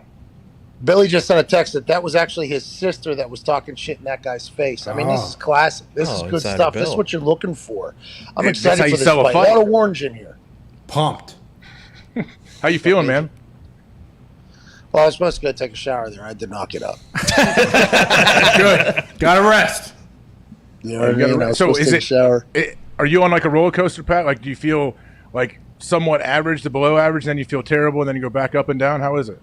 Yeah, it's coming in waves. It comes in waves. Like I said this last hour there whenever I called in abruptly and ruined the whole Lincoln Riley conversation. I apologize for that. I think he'll go to the NFL whenever the hell he wants. Mm-hmm. Whenever the hell he wants. He'll wait for them to go to the SEC, or you think he'll leave before they get to the SEC? I think it depends if the right NFL opportunity opens up. I think the right NFL opportunity would have been there if Lincoln Riley said, hey, I want to go to the NFL. Because the SEC's in 4 years? 5 years? 2025, I think, yeah. And the Cowboys job was open, 2 years ago, and that's when they were throwing Lincoln Riley around, and it seemed like that was the right time. It'll be open again before they go to the SEC. Whoa. Easy digs. Tony. You're not watching Hard Knocks, dude? Listen, I am watching Hard Knocks, and I appreciate that Big Mike respects Lightning, and he respects Pittsburgh, because I also respect both of those things. But, we also know that he did dupe NFL Network Tom, and I just don't know, Pat. I just don't know. It does seem like he could potentially stink at coaching again. But Jerry Jones seems to be doing whatever he can to have to win another Super Bowl, and maybe Big Mike will do that. It comes in waves. AJ, it comes in waves. It's just an annoying. This is annoying. Yeah. This is an annoying thing. I don't think I get sick much. I haven't been sick in maybe 15 years. I don't think so. I don't know if I'm the right person to be telling people how, I feel. You're just super achy, super sweaty. It's one of those things. Does it feel like it's getting better? Yeah, but then I'll pass out and I'll wake up and I feel terrible. It's just it's kind of coming in waves. I'm on some Good kush and alcohol. No, I'm not. That just made me feel that way. I actually haven't been able to smoke because I'm worried about my lungs or whatever, which is a damn shame. This is the lowest I've ever been. I saw the entire YouTube comment section, which seems to be less cesspool today than it was yesterday. I'm not sure. I haven't piqued my mind in there as much. Everybody said Pat's all doped up. I'm not. This is sober, Pat. Hey, how you doing? Haven't been here in about 10 years either. No, we know you get your any medication from Connor when it comes to COVID-related things. We know that. What the hell are you talking about, Hawk? Well, that's the thing. I mean, I got zinc here. I got elderberries here. I got vitamin this. I got vitamin that. I think you're supposed to try the chloroquine. Yep. Can I just go get that at I can't go anywhere, but can somebody just get that at Walgreens? I'm not positive. I am honestly not positive. I started a war though. We almost got into it, man. My fucking mentions on my Twitter were. I was deep in your Instagram comments. Wait, what do you mean though? Night Like on that post, Pat.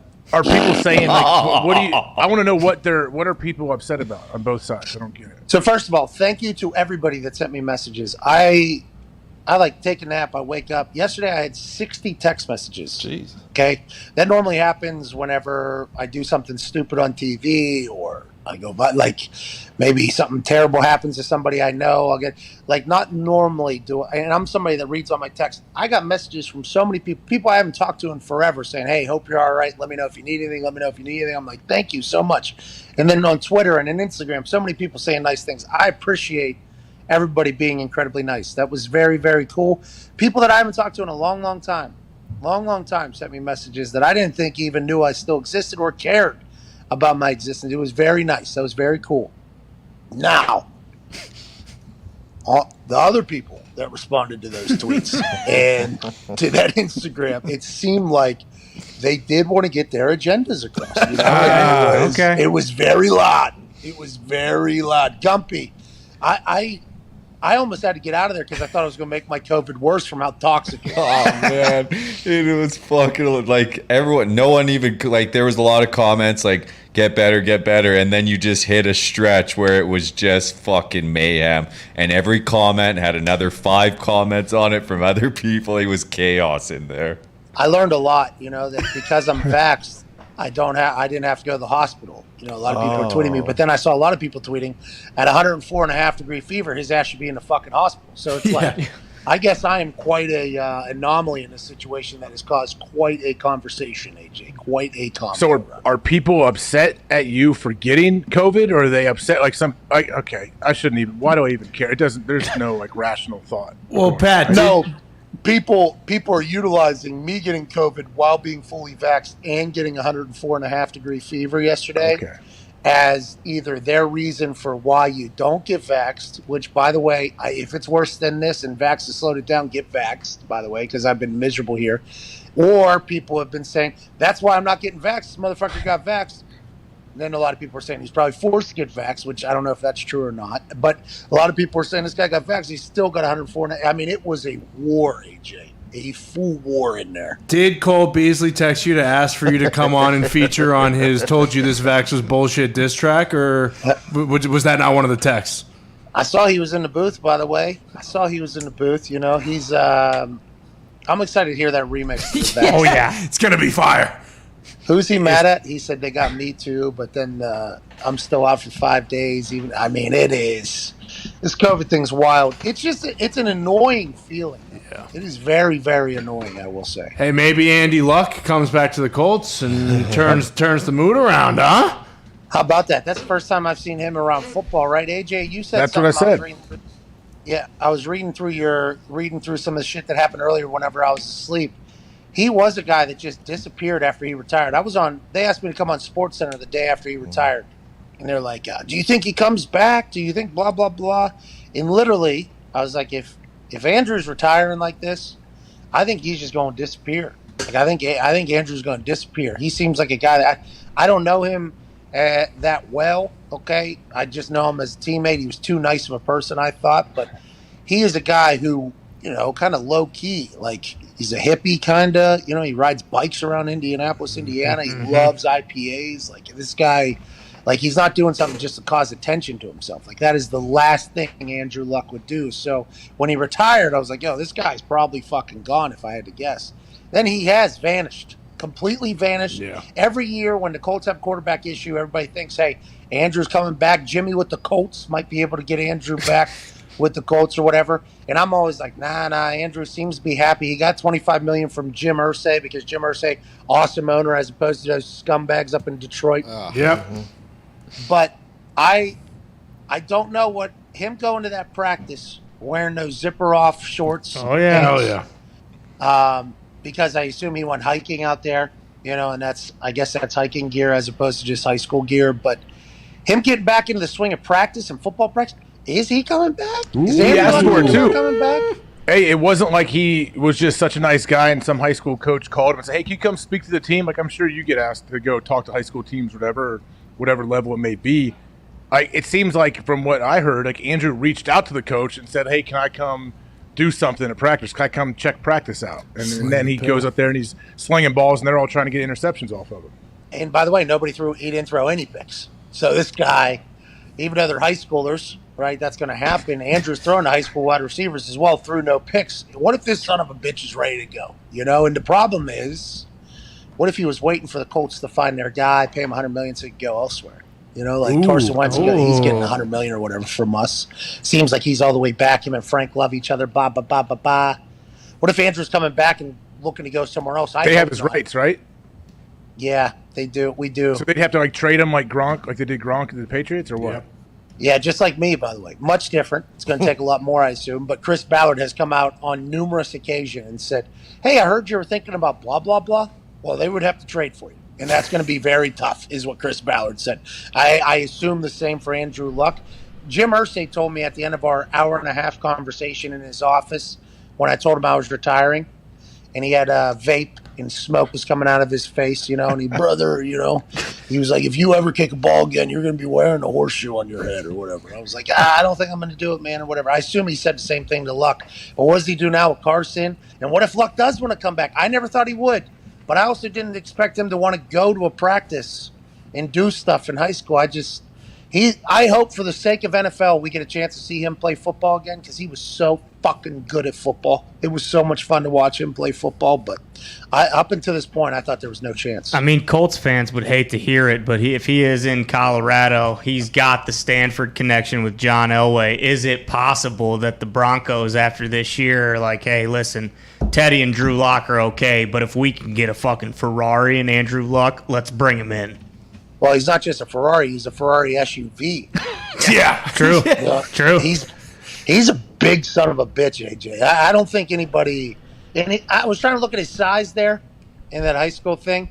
Looked a little thin there from the side, obviously, but he is a monster of a man, AJ. Giant. He has I wonder what size helmet he wears. He has a giant, powerful head, man. He really does. Well, and how long would it take him to actually get into football shape? Like, I feel like it wouldn't take him 2 weeks. Yeah. Yeah, he remember after he retired, he showed up back and he was just absolutely yoked. Like that was like not even a month later. Great shoes, Gumpy, by the way. Great shoes. Wore those at SmackDown as well. I'm happy you and me have the same pair. They're shoes. crowd pleasers. But yeah, with the Colts, there was a couple times he would show up and it looked like he was either really small and then a couple months would pass or a month or two would pass and he would be a yoked up Popeye. Then there's always those photos that show up of him in the off season on like a bike or whatever and his arms are just yoked or what. He is. I assume he could put that weight back on if he had to, but if he ends up at the Broncos after Peyton ended up at the fucking Broncos and they'll only show him in Broncos uniforms, boy, that'd be tough for Indiana. How old is Andrew right now? 31, I think. That's what I was thinking, probably 31, 30. So young. Hopefully his body's feeling good too after all this rest. You think? I mean, that's why I know we may be making a bigger deal than we should, but the fact that he wanted to go be around football and actually throw the ball makes me think like, all right, he doesn't hate football, that's for sure.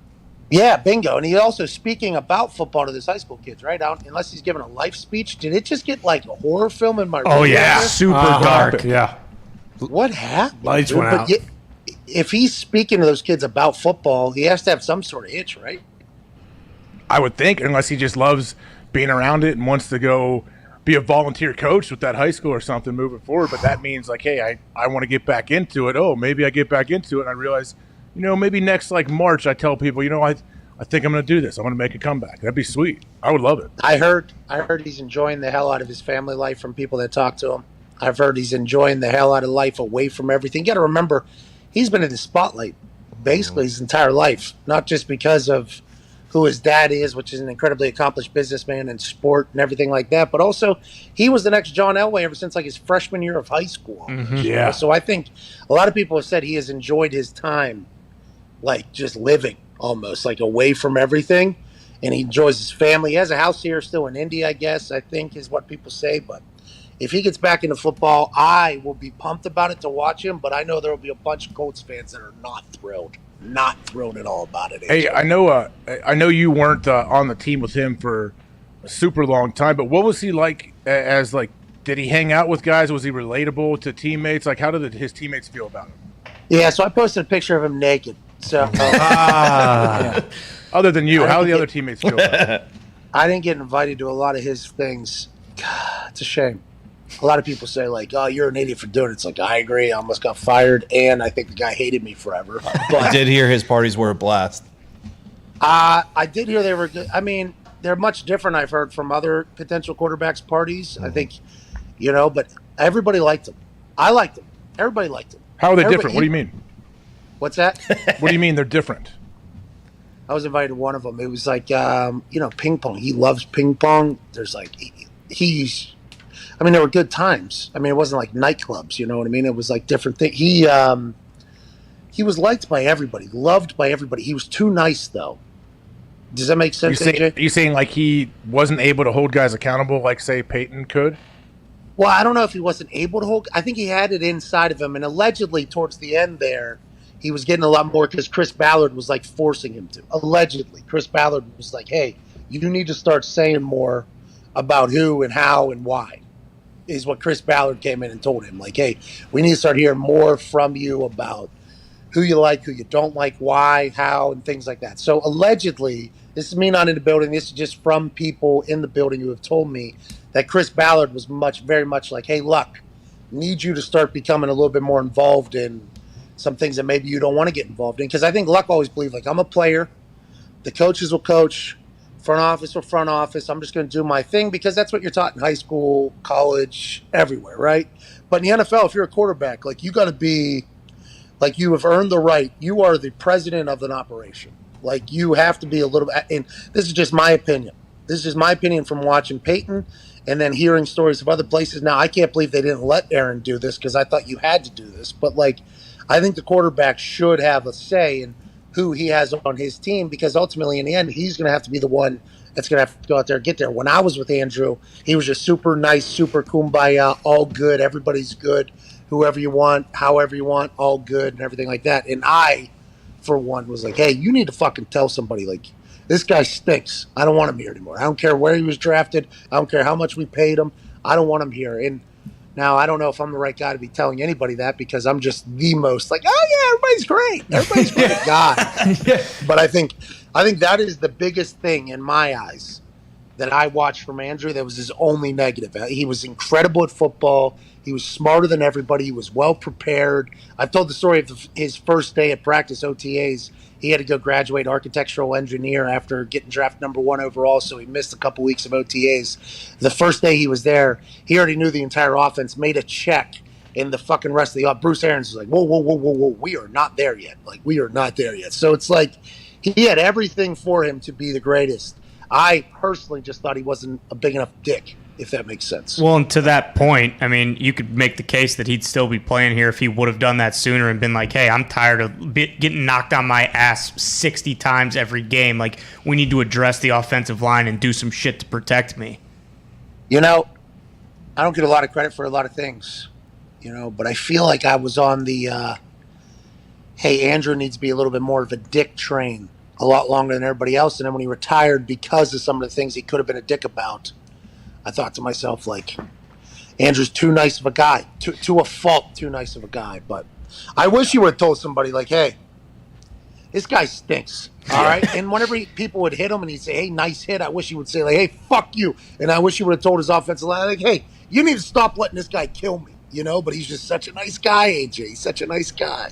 Well, I think that's why people are kind of surprised and impressed by like what we're hearing about Mac Jones in New England. Doesn't it seem like that dude came in and has grabbed control of that offense? He's talking trash to the defense, to opposing teams in practice. Like, he seems very, very comfortable in that role, which I guess when you look at him, you don't think that. I wonder if that's McDaniels, right? Because Connor, riddle me this, Connor. Aren't Yeah. McDaniels and Mac Jones like eating dinner together and shit? Yeah, there were reports that before training camp, Mac and McDaniels had a nice little get together, a little soiree over at McDaniels' house, some wine, some nice little, meat, pork chops, beer, more pork chops. They were having a good time. And the report today was that he actually did take more reps in the 11-on-11s with the ones than Cam Newton did. So there might be a little turn of the tide now that Cam has kind of had that little 5-day hiatus. Well, and he beat the shit out of the Giants, right? Like, they're saying, perfect day almost for Mac Jones. But to AJ's point, him, demanding accountability out of people, I'd assume McDaniels told him, you're young, but you're a quarterback in the NFL. All right? We're only going to go as you're going to go. If you want something, you got to do it. Or maybe this is how he's always been. I'm not sure. But if you got a quarterback doing that already, I mean, the rest of the team appreciates that. The rest of the team, appreciates that, I think. Don't you think, AJ?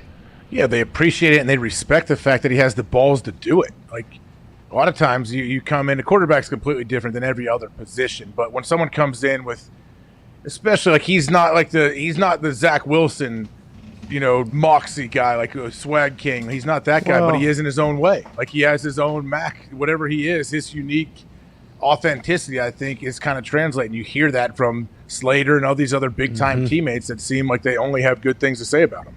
That Slater promo about Mac Jones, Connor, would just be splooging all over yourself. Yeah, massive. Absolutely soiling my loins. But that's the reason that I think it's got to be Mac, is because if he already has the respect of Slater and the leaders on the team, and to your point about McDaniels, if McDaniels is telling him to act one way, that's one thing. If his team's actually responding to him acting that way as the guy, the starter, the dude who's going to be the face of the franchise, I feel like that goes such a long way. And obviously it's a bummer for Cam, but Cam knows he's on a 1-year deal, that he's a placeholder if he is that number one guy. And now that Mac has clearly proven himself throughout these joint practices and running laps with the O-line and doing stuff like that, it just seems more and more likely every day that he's going to be walking out there week one.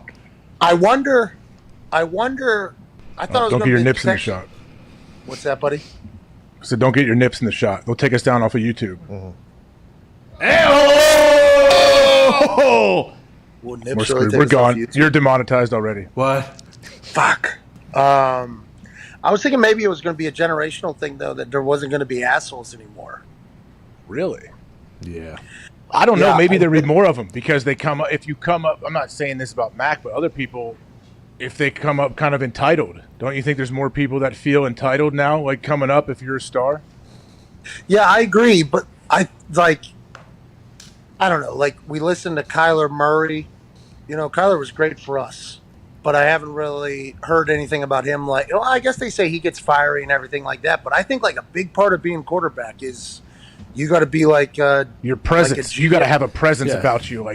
There's something about it when you walk into the room. They say a dude commands the attention. Most franchise quarterbacks, they come in and you feel their presence there. You need that if you want your quarterback to be an elite guy. I think. Yeah, I agree. I want my guy to be a fucking asshole. Which is why it's awesome. When he should, yeah. When it's time to be that guy, I guess on the field, you don't want him to. Yeah, it's a tough gig. It really is. That's why it's so impressive to hear. How did Green Bay not want Aaron to?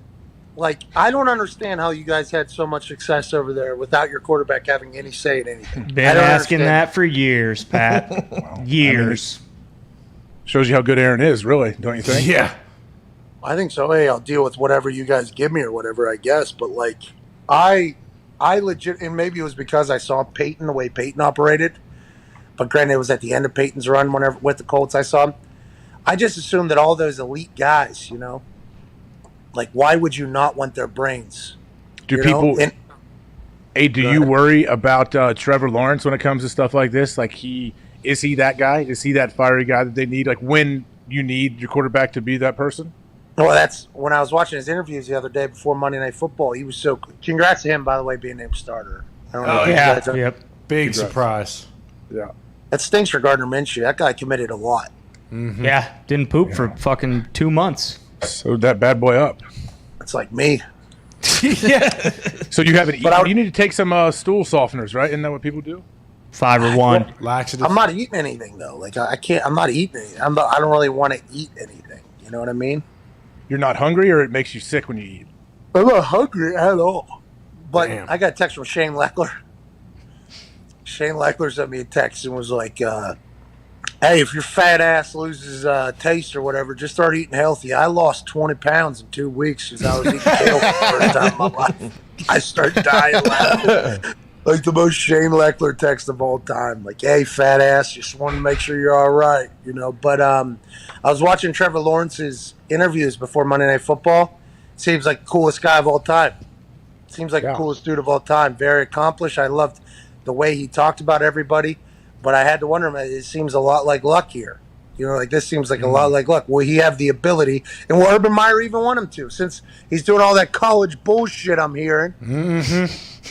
Will Urban Meyer even want Trevor to be that type of guy? Because that's not how it is in college at all. Would Trevor even know that that's how he's supposed to be because he's in a college like Ryan? I don't know, you know? I think Urban would welcome that. I think any coach would welcome their quarterback kind of taking the reins and taking over. Don't you think? Not in Green Bay. Right. Well, I'm talking on the field. Not in New England. Hell no. On the field, though, like being that person on the field and in the meeting room, not up with the execs working on personnel. Peyton would get people either jobs or cut from the field. He wouldn't even have to walk up to the, I think Bill Polian knew exactly what I think that's why Bill came to every practice, just so he could listen to what Peyton said and all right, he fucking hates this guy. Let's get him out of here. Seems to like that. What did he just say? Loves it. All right. We didn't expect him to make the team, but fuck it. Peyton seems to like him. Let's do it. I don't fully understand how some of these places operate, but if Luck comes back and he's not a Colt, golly, this place will cry. AJ. Well, I mean, let's say Carson Wentz comes out there. He's healthy. He plays week 1, has a great year, just rolls through the competition, makes a run deep into the playoffs, and then Andrew decides to come back. Then what do we do? Okay, so think about this. Nobody ever talks about this with Irsay's decision to cut Peyton Manning, right? Because he cut Peyton Manning. And that is something that should be remembered by every NFL player that ever signs up to play in the NFL and gets to the NFL. Peyton Manning got cut. All right, so that is insane to think about. But he was also coming out of that. I don't think he could grip a football fully. Yeah, he had nerve damage. Yeah, we didn't know if he could throw, right? Yeah, nobody knew. And also, it was during the thing when we weren't allowed to talk to the team. Oh, was the lockout?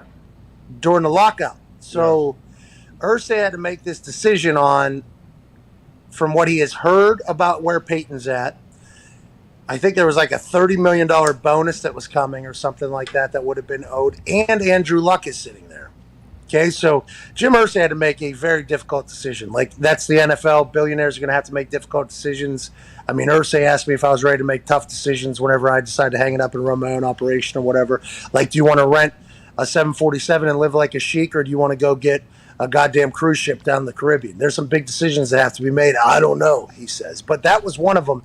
Imagine if Carson does very well this year, makes playoffs, and then Andrew's like, hey, I want to come back. Yeah. And Jim Irsay's like, brother, what the fuck? That would put him in a tough spot, wouldn't it?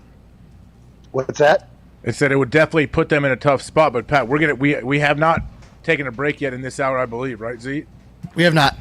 All right, Pat, we're going to go to break. You're definitely going to come back on with us. We'll dial you back up after the break. Is that all right? You feeling good? You look good. AJ just. I appreciate that. I feel good. At what point am I allowed to just go roam in public and be in a unicorn? Is that now? Today, right? This afternoon, I think. I'll tell you what. People are going to look at me differently now, though, I think, you know? No, now they're going to be like pumped. Like, I think your worry should be, oh shit, people might come up and hug me because they know that I'm a unicorn and that I can't transfer anything. For all football season, by the way. Hell yeah. Let's go. Yeah. Let's go, AJ. Hey, that's a nice there's a firm new pillow you cowboy have, in too. I town. like that. You could swim in it right now for all after you got the vax and you're in Unicorn, you could swim in a pool of COVID-19 and be fine. What'd you say about my pillow, AJ? I said it's a nice firm pillow. It looks great.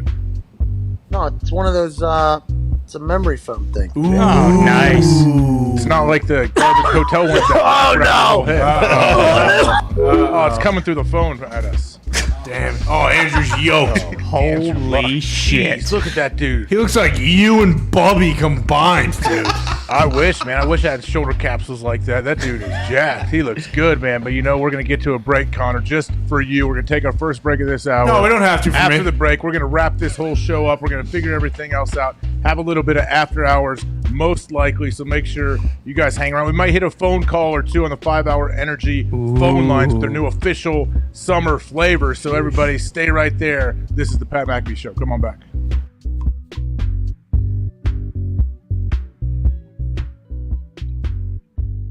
We have no idea how to do the subway system, but Zeke is doing the directing, the mapping, the planning.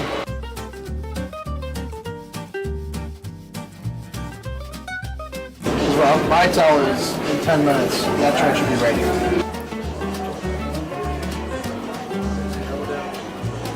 He knew his shit. He said it's going that way. This is Zito guided tour. We're not gonna get a spot on the train.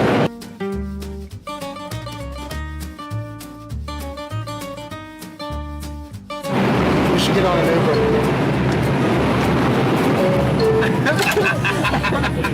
This was a bad idea. This was a bad decision. Oh wow. This is gonna be interesting. Are we on the right way to Yankee Stadium right now? To the Bronx. I don't like that hesitancy. Stand clear of the closing doors, please. New York it's a bit much. There's shit everywhere. It smells like shit. There's a lot of people, but it's a hell of an industry out here, you know.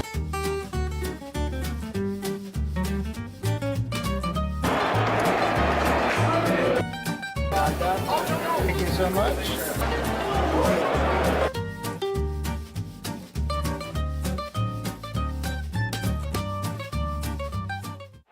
Hey, let's go now, Yanks. Hey, what are we saying now, Kanaki? Yeah. Underrated, we the underdogs, underestimated.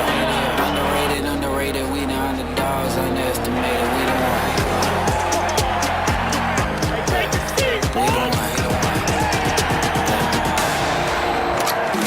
Out of the darkness I rose up. Gold in my soul, it's a gold rush. Yeah. Honor and freedom, I toast up. Kicking game on the snare drum. Hard on the beat, let it bleed out like sacrifices. Cut it open, emotions. Spilling like oil and coasting. Therapy for my mental, I'm pinning a pistol and shoot down the criticisms. Individually, I heard the voices that told us. Yeah. Throw dirt on my name and wish me the worst and stole us. Yeah. Shot through the heart and pray on my downfall. But Yossi prevailed on my outlaw. Stay on top of the Hey, I said it was salami time. on my chest like Olympic gold. Rapids move on the field like a jazz song. Witness greatness, look up in LeBron home. Remember next time for you doubt us. That only made me go.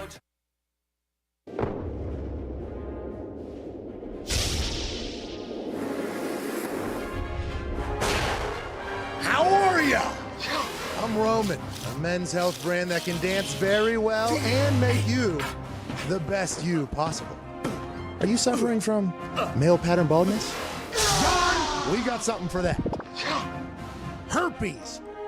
See ya. Premature ejaculation? Gone. No more coming too quick. Allergies as well. And that's not all. We have clinically tested supplements for everything, including erectile dysfunction. Come on! Bye-bye! GetRoman.com/Pat. Be the best you possible.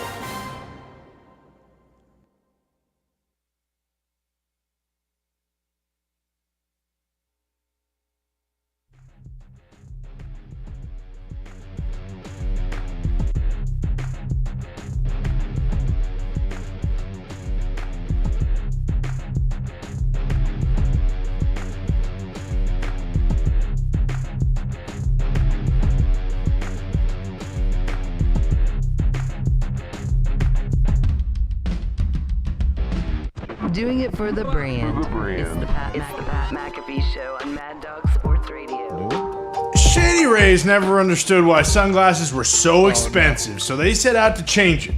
Shady Rays is an independent sunglasses company, so they do things their way. Something that is very rare in their industry. Shady Rays are premium polarized shades at a fraction of the price of the big name brands. Stop overpaying for sunglasses that you're too afraid to get dirty, save your dollars, and get peace of mind with the best and most affordable shades for the outdoors. Shut up, Hawk. The best part about Shady Rays, they have the craziest warranty in all of eyewear. Lost and broken replacements. If you lose or break your shades on day one, they told us that they will send you a brand new pair, no questions asked. Thank you. Dropped in the lake? What? The ocean? What? Anything, What? they'll replace them. Every pair of Shady Rays is guaranteed for life, so take on your next adventure with the team that has your back. Shady Rays also provides 10 meals to fight hunger in America with every order placed and have donated over 15 million meals. Wow. Shady Rays changes the way that you wear sunglasses, so give Shady Rays a risk-free shot. Exclusively for our viewers, Shady Rays is running their deepest deal of the season. Use code McAfee for 50% off. Excuse me? Yeah, you heard me right, Ty.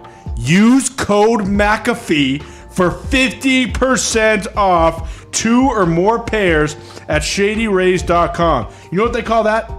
They call that a BOGO. They call that a buy one, get one free. That means you get 2 pairs for $48. Wow. A BOGOF. A BOGOF. Yeah, there you go. A BOGOF. Yeah, we can say that. Code McAfee for a BOGOF. 50% off 2 pairs today. Great job, Connor. This is the Pat McAfee Show. We are back. I'm AJ Hawk. Pat, are you still on the line? He's not. Pat is not. Is he okay? Has he passed away, or is he just resting? No, he's okay. What the hell is wrong with you? Your shit. You fucking scumbag. Damn Never it. stops. Fuck you. Yeah. Hey, stop putting your finger near me, guys. Is that right? Stop pointing in my direction. Or what? What are you going to do about it, Hawk?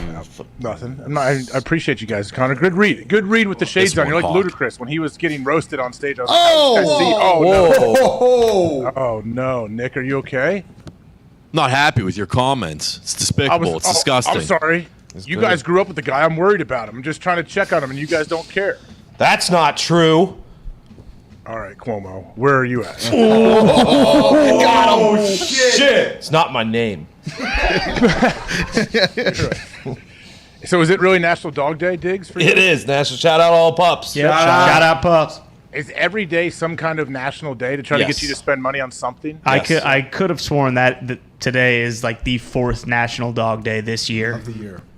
Is there's Jay National McAfee Puppy doing Day. all right? He's been staying up a lot. National Dog Day. National Pet Day. Rescue Day. Rescue Day. Ooh, it's also National Cherry Popsicle Day today. Nom nom nom nom nom nom nom. I mean, we should start announcing national days. Like we can come. Who comes up with these? Who defines them as national days? Not the federal government. There's a committee. Goddamn greedy corporate fat cats at Hallmark. That's who. The National Day Definer people. You should just announce every day, every time you come on, like, hey, by the way, guys, it's National. You tell AJ Hawk to go fuck himself day. That'd be cool. Tomorrow can be fucking National Fucked Up Fingers Awareness Day. Oh, Boom. come on. Yeah, hey. You know what? I like his brainstorm session. National Golden Hour. National I Fall Asleep While Driving Golden Hour Day. I mean, I don't know if I'm the only one in that bucket. I feel like a lot of people. That sun, 5:30, 5:45. I agree with you, sun's Bob. dropping low. I'm with you on this, actually. I am with you. Anytime I drive from Pittsburgh and I'm normally getting to Indiana around 5, 6 o'clock, I almost fall asleep every single time. Yeah, but the difference is you guys aren't absolute asshats driving with 2 feet. True. You know what I mean? You guys are just driving like normal people. Yeah, maybe. You might be right, Connor. I mean, I'm not backing off my 2-footed driving stance. My favorite is when I am out in the wild and people mention 2-footed driving. Like, it's one of my favorite things. I'll just have random people yell to me, call me a 2-footed stooge or something. Like, yeah, man. Appreciate you watching our show, man. Thank you very much for consuming the content. They really engaged. Hey, Nick, is there any last callers that you think we need to make sure we get to? Because I don't think we're going to have overtime today. I actually have a last minute football scrimmage for my 8-year-old. Here we go. Let's go, Team Clemson. How are the boys looking, Hawk? Are you calling plays? No, I'm not calling plays. I told you I am one of the assistants, so I just help out. A lot of positive reinforcement coming from me, try to teach them how to use their hands, strike and shed, all those things. It's been fun, though. It's been a good time so far. It's a good opportunity to show your game day gear. What are you wearing? You strike me as a guy who's going to wear sunglasses with croquis while he's coaching. Yeah, what color's your visor, AJ? Always long sleeves.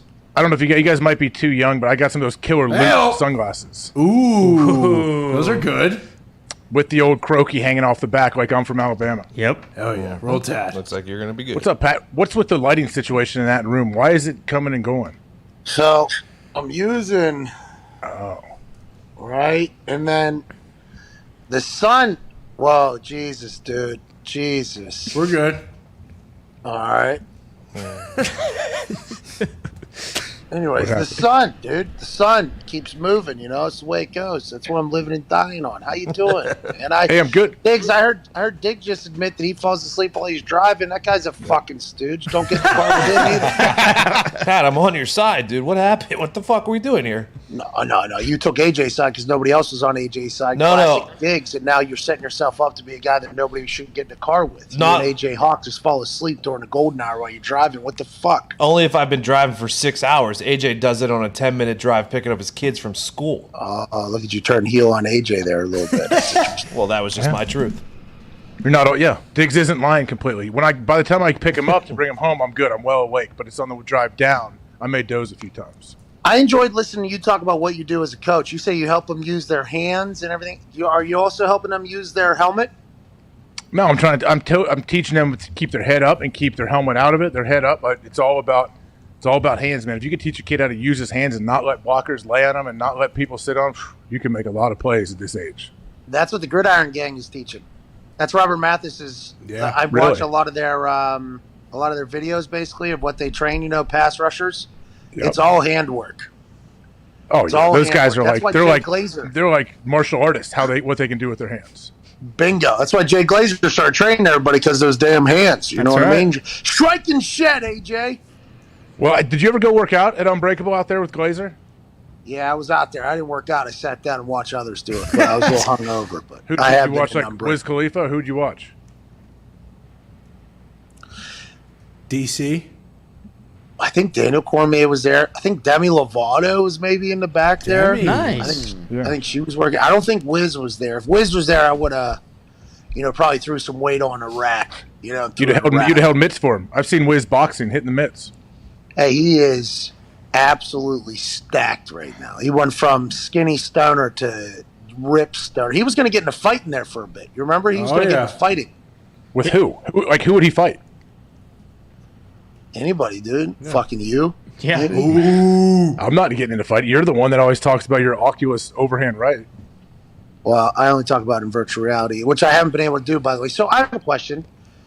So all this COVID that I'm spreading right now, okay, in my house, on my phone, on my computer, what if I was to get into the Oculus over there and like the bath and shower and everything?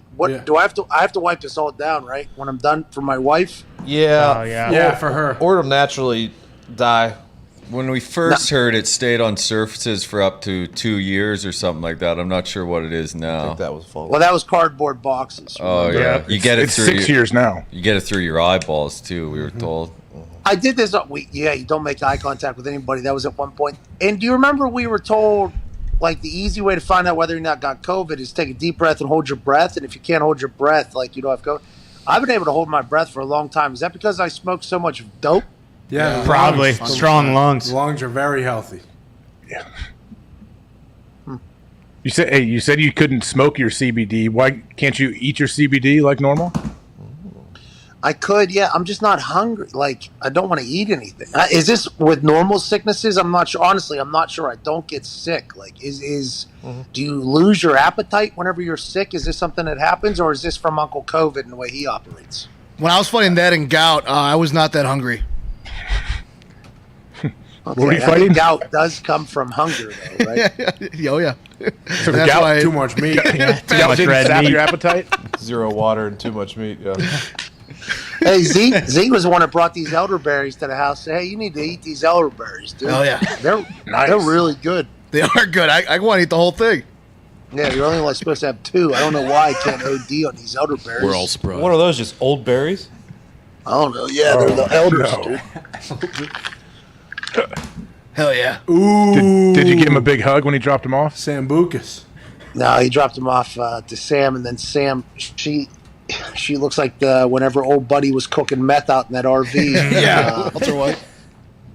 When she comes in, she's got the mask on, she's got the hoodie up over her, glasses on. Hazmat suit. She comes in here. Jeez. I feel like a terrible person, by the way. Like, there's nothing you can do. You got the vaccine. Like, there's nothing you can do about this shit. Yeah, the seclusion though is weird, man. Oh, I bet. Like my dog will come in here. My dog will come in here, and it's Happy National Dog Day. I saw you guys celebrating that earlier. Thanks for doing that. At Further Brand, by the way. She comes in here and she'll want to lay with me, and then I'm like, I don't think I'm allowed to. Like, I don't think I'm allowed to lay with my fucking dog. I'm literally just in solitary confinement. It's great, right? It's not bad. I mean, I've been able to nap. But I'm a social. Yeah. Pat, what if your TV and internet goes out, though? Then how is it going to be?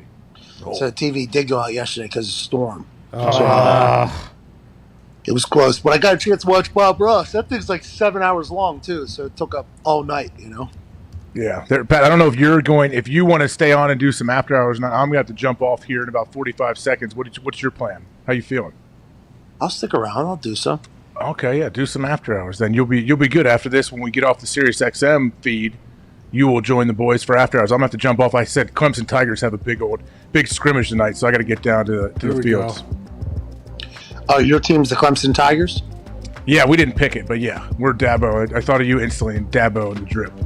Yeah, I was about to say, do you do that for the kids? Do the kids respect your busted up hand drip? They probably love it. I would imagine. You want to end the show here? You got 10 seconds, Pat. Hey, good luck to your Clemson Tigers. Chris Mad Dog Mad Dog Unleashed on the other side of the 6-minute break. His show will be better than this, we promise. Nice. Fucking dead, dude.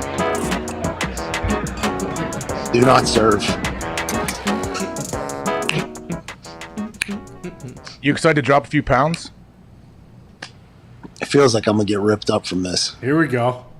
I've lost a lot of muscle, though. It feels like the arms normally get a little pop in the morning when I get up out of bed. Nothing this time. Just kind of fucking wiry, noodly, different. You know what I mean? Do you feel, let's say you tried to go work out. Would you be super fatigued? Would you be able to even do anything? So I hit some hot laps around the pool earlier because my wife bullied me into going outside. And I guess you're supposed to go outside. Just a big thing. You're supposed to go outside, get some fresh air, supposed to move. Because I thought for sure you're supposed to lock yourself down. I guess it has now become a thing where you're supposed to get outside and get some sun. I hit some laps. I felt good. Did some push-ups. Oh, you swam in the pool? Nice. What's that, buddy? You swam laps in the pool, like for a workout? Nah. I walked around the outside of the pool. Oh, okay. Is that what you said? You did some hot laps in the pool, out the pool? Yeah, around the pool. Oh, okay. I thought you were swimming. When's the last time you got in your pool? 2000.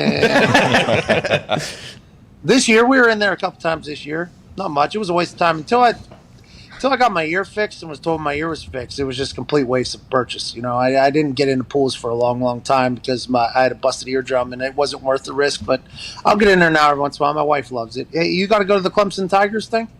Yeah, that's what I'm about to hop off here. But yeah, hopefully you continue to get better, man. You don't have to ride that wave up and down with that fever. I appreciate you doing the show, man. You're awesome. Hey, it's been fun. The boys have definitely helped a lot. Tomorrow we'll cap the week off. I don't know what your plan is like. I bet you're going to feel really good tomorrow, though. I can tell. It feels like there's a chance tomorrow I'll feel a lot better. I mean, I think I'm getting better and better. Let me keep that temperature going. Yeah, that's what I'm going to do. Pull that thing out of your keister and tell us what it says. I heard that is the proper temperature gauge. Just put it right up your butt. Remember we saw that? Were they saying that in China they were going to rectal thermometer you when you showed up? Uh-huh. If you're from... See, it's down to 99 right now. Here we go! Now we go. We're at 101 just like an hour and a half ago. Look at you. Now, hopefully it doesn't jump back up. Well, that's the thing. I was at 98 last night, and I kind of started dancing on its grave.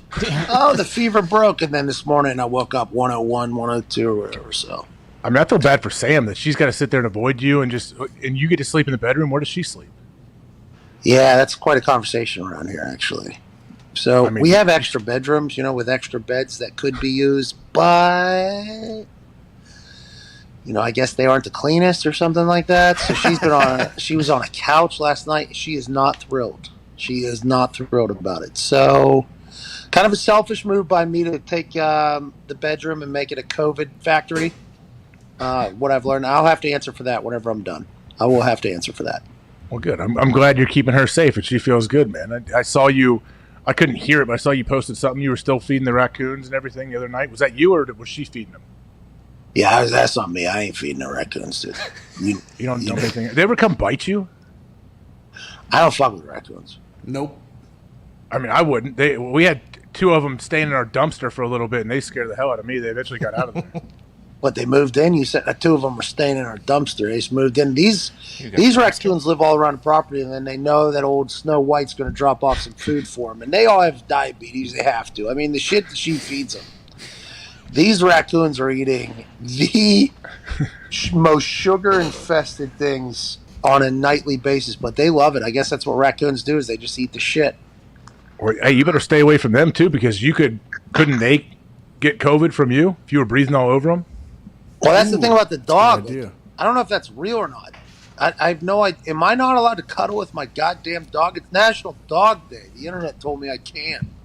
Well, what's either Fauch or Dr. Florio probably has an answer for you. Gump, has Dr. Florio said anything about whether or not I can cuddle with my dog when I'm COVID positive? All I've heard from Mr. Fauci is spring 2022 will be good to go back to normal. He Hell said. yeah. That's a long time. Dr. Florio's still fighting the other battle there, the football battle. What's that one? Just trying to bury anybody who gets COVID in the NFL. I saw Aaron came out and said that he is vaccinated, but to his teammates that aren't, he said, I'm not saying anything. That's on them, which is my stance, by the way, and I was attacked by that. I'm still getting attacked by that by the internet folks that are coming after me. Will you now tell everybody to blah, blah, blah because you've been through it? It's like... Really? Cole Beasley, calm down. Hey, Dr. Pat McAfee's not the guy you need to be listening to for fucking health advice. All right? This is not the right... I ain't the guy. But I will say, if I wasn't vaccinated and it was worse than this, I would not be thrilled. Chet Hanks is...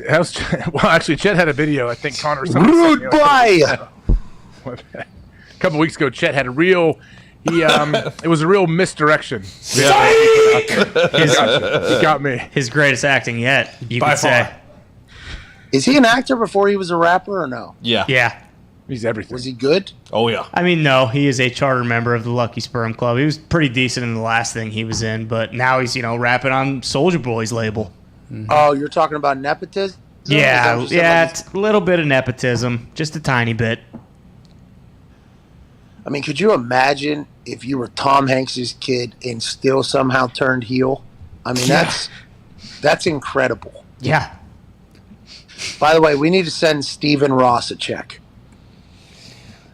Okay. That's Bob Ross's son. kid. Yeah. Oh, why is he fighting the good fight?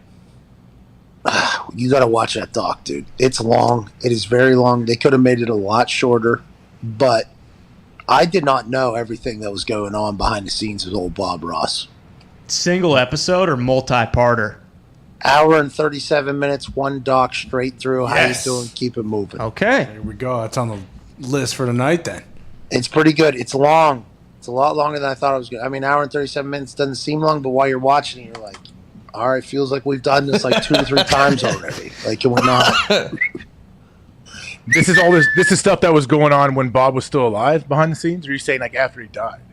While he was alive, after he died, everything. I mean, it's very... I mean, I learned a lot, for sure. Does he come out on top? Does he come out looking all right? Bob? Yeah. Yeah. Okay. Nice. So that's all that matters, right? That's what you were worried about. I was. That's why, I was a little bummed when I saw the title of it, The Greed and blah, blah, blah. Oh no.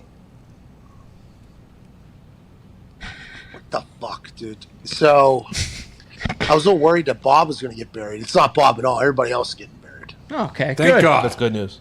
Yeah, it's Yeah, good his son news. paints. Old Steven paints too, right? Well, Steven's actually, and you saw this if you watched The Joy of Painting, Stephen Ross paints incredible mountains. Maybe the best mountains out there. Wow. Does he use the blade like Bob? Yeah. Scraper? Did you watch that show? What, when Bob was painting his show? Yeah. I mean, yeah, whenever it was on PBS, whatever channel, yeah, when I was growing up, when it was on, I would watch. No question. I don't think I ever watched it. I think I liked them post. What's that called? Postmortem? Mortem. Yep. Yeah, he died like in 93 or something, though, didn't he? Yeah, like 95, I think. Postmortem, I think, is when I really caught on to, because I was 8 years old then, obviously, when he passed, I think. But then I realized that maybe I'm part of the problem. What do you mean? Oh, boy. Legend. Wait, what problem? What's the problem? You'll watch, you'll see. Okay, I will check it out, man. Hey, Pat, appreciate it. Enjoy with the boys. I got to take off here, but I will hopefully see and talk to you guys tomorrow here on the show.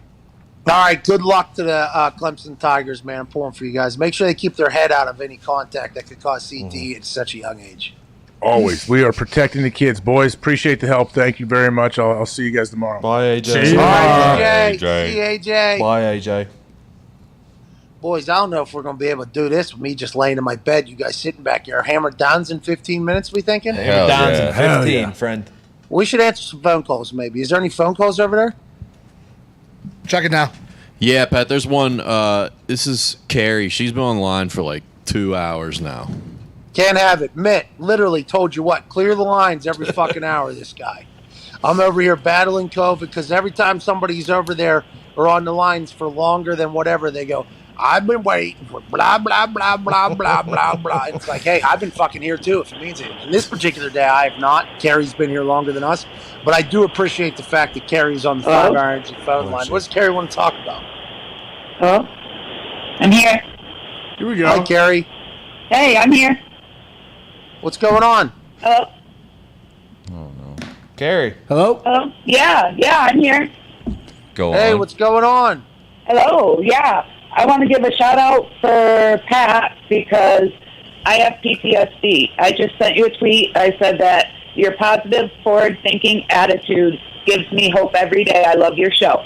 But really, I told Nick or Mitt, whoever answered the phone, that I want to draw attention to your wife's brand, for the brand. It's National Dog Day. So, Carrie, I appreciate the hell out of you, Carrie. That's Thank what I you, got, Carrie. guys. Thank you, Carrie. Carrie's very, very, very nice, isn't she? Yeah, the best.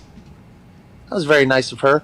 At For the Brand, it's a great day. Happy National Dog Day. Great day to think about your dog potentially, or not your dog, some other dog. 1 in 4 dogs will end up with canine cancer. My dog Valerie did just a year ago, which made us start the At For the Brand Foundation, which is helping people pay for the cancer treatments for their dogs because it is grossly expensive. These veterinarians are a bunch of fucking assholes. True. I'm with you on that. Very true. Very true. Anyways, shout out to my wife. That is very awesome on National Dog Day. I don't know if all vets are assholes, just the ones we've encountered. Yep. They will take you to the cleaners, my friend. Well, and then they'll hold it over your head, too, on whether or not you're a good parent. Yep. Yeah. We got 3 surgeries for Val for her cancer treatment. Okay, 3 of them.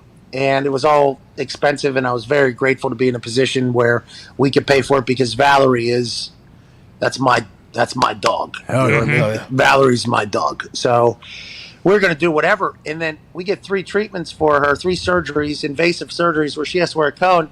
And then all of a sudden we get a call. It's like, there is a little tiny little speck. And if it was my dog, I wouldn't want it to potentially grow and get cancer all over its body. So we think you should have another surgery for another blah, blah, blah. I was like, all right, fuck you. Yeah. Okay, I ain't going in this song and dance. So big shout to my wife and to the vets that take care of the canine cancer. But it does seem to be quite a expensive process. So that's how For the Brand started. And we can't thank everybody enough. Is there any other people on the 5-hour NG phone line, Nick?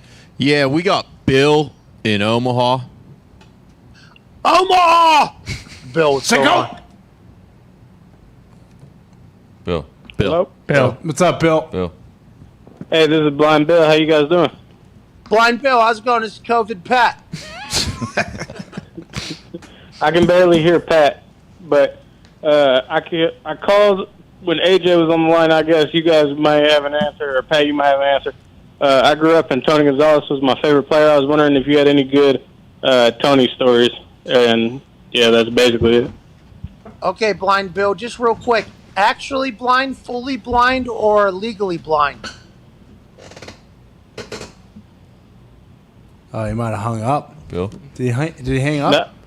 No, I can hear you guys. I can't hear Pat. I don't know if it's because he's on the phone. Are you fully blind, partially blind, or legally blind was the question. I'm fully blind. Oh, ask him how he learned. And is it his whole life, or did it happen at a certain age? Was it your whole life? Oh, so can you hear him? Yeah, I can hear Pat now. Okay. Hey, Blind Bill, was it your whole life, or did it happen at a certain age? Yeah, it happened 3 years ago. In July, it was 3 years. How old are you? 24. Man. God damn. Did you know it was coming? Somewhat. I think I explained it last time I was on the phone. Just my right eye, I've been half blind since I was in middle school, so I kind of guessed. I knew it was coming, but also thought I had more time. Blind Bill, we appreciate you, bub. Could you imagine that just out of nowhere? Yeah. Massive fear. At 21, too. God. That would change a lot. I mean, that would change your life, I think. I don't know Tony Gonzalez. I know he uses his hands a lot when he talks. Yeah. Big hand talker. Yep. Big hand talker. I think he's getting handed a job somewhere else that we might all know about here in like a year or so. Really? Is that right? Not handed, earning a job somewhere else that we all heard about. Oh, at that place. Okay. Yeah. I figured that'd be one of the mules that they'd pull for that one. Do you remember why and how? Oh, yeah. Why we cannot say anything. Yep, I know exactly what you're talking about. Yep. Look for Tony Gonzalez to potentially have a new job somewhere, though. And then people will look into that. He is great on TV, though. Sure. He's great on TV. Oh, yeah. Sure. I think his people wanted to smack Zito in the mouth at a Super Bowl party, if I remember correctly. What? Tony Gonzalez's people? I think so. No, that was Busta Rhymes. He was there too. It's a whole lot of people. Every notable at that party was trying to fight Zito. Nah, Zito, you don't deserve that. Thank I you. mean, Busta Rhymes wasn't a big fan of you, but I mean, Busta Rhymes is all the way back, by the way. I've been following him on Instagram. He is back out there. Oh, yeah. Here we go. It's good to hear. Making bangers? He's giving speeches. Oh, Hey, even better. I know that. He gave a speech about a mask, the mask life that I think wasn't necessarily well received by the people that love masks. And, he just jumped all the way in. He jumped all the way in. His second performance back, I watched it. It was pretty fascinating. All right, I'm going to get the hell out of here. This show stinks, especially with me here in my bed. No. You guys did amazing today. I appreciate the hell out of you guys. Thanks to everybody that called in the 5-Hour Energy phone line. Shout out to Shady Rays, by the way. Shout out. The best. You look unbelievable, Connor. Thank you. Yeah. Code McAfee, 50% off. You can spend like $48, get like 3 pairs of shades, and they'll replace them for nothing. How do they make money? Doesn't make any sense. Great question. And they're donating money because they've given over, 15 10 meals with meals. each person. Yeah. Each purchase. So are they're just trying to go out of business? It feels like it. certainly sounds like it. Might as well run them out. Bingo. We got to take advantage of these dumbasses if they're going to do this type of stuff. Shady Ray, shout to them. Who else? Anybody else? No, just Shady Rays today. But we do have the SeatGeek thing is still going on. Link in the description. 15% off football tickets up to $50. Yep. Hey, look at you, Connor. Here we go. Here we go. Here we go. Here we go. Here we go. All right, I'll see you guys tomorrow. Everybody be safe. Hammer Down's in 15 minutes. YouTube.com/Hammer Down. I can't wait to watch from home here. You guys give me some winners while I'm in my little cave back here. Hell Do yeah. our best, Pot. Are you guys winning still? 5-3 yesterday. Here we go. Okay. Here we go. Okay. Tony? How about you, Diggs? 3-2. Still winning. Diggs, you took a big L, though. You saying that you are like AJ and falling asleep while you're driving. What are you doing? I understand you like to take the side of the people that don't really make much sense, but in this one, why are you jumping on these sides? All I said was when I'm driving 6 hours and I've been up partying all weekend, I'm driving back on Sunday. It's like 5 Not or what you 6. said. Well, I don't like to use a lot of words. Tell the truth. Tell the truth. Tell the truth. Tell the truth. You're gonna run it back. You're gonna watch it. You're gonna be like, I just told everybody that I fall asleep while I'm driving. I'm a reckless. I'm a hazard out here. No, Whoops. I did say only when I'm driving back from Pittsburgh. Well, and then you said at that 5 o'clock, 6 o'clock time. Yeah, because that's just normally when it is. I appreciate you. Just don't always feel the need to stick up for people that stink. Well, I am one of those people, so I like to side with those humans. Yeah, but the Cuomo thing really, like, I hate to bring it back up because that was not great for you, but you jumping on his side, like, that was a tough go. But I'm also, he's no, I'm not going to do it again. What? Well, it was 2 boxes because he stinks and he's Italian, so I felt extra bad. But then he left his fucking dog and he lost me. Oh, yeah. He left his dog? Oh, yeah. At the governor's mansion. Yeah, he just left his dog. No, never would have guessed that. Yeah, he stinks. He's a piece of shit, dude. I'm surprised you're standing with. Everybody's saying he's a piece of shit, right? Isn't this normally the time for you to say? No. He's not. I'm dogs over everything. So on National Dog Day, I'm just learning now that Cuomo, this I'm not perverted, I'm Italian sack of shit. Yep. Left his dog in the governor's house? Yep. Said whoever, like the people who work at Governor's Mansion or whatever, just left it there for them to have. Hate him. Can't have An Irish guy would never do that. ever. Hug your dogs. Happy National Dog Day. Hammer Dahn's in 15 minutes. Appreciate you guys. Hopefully tomorrow I'm out of this COVID cave. I'll chat with you then. Feel better, Pat. Keep fighting. Cheers, boys. Cheers. Cheers, brother. Cheers.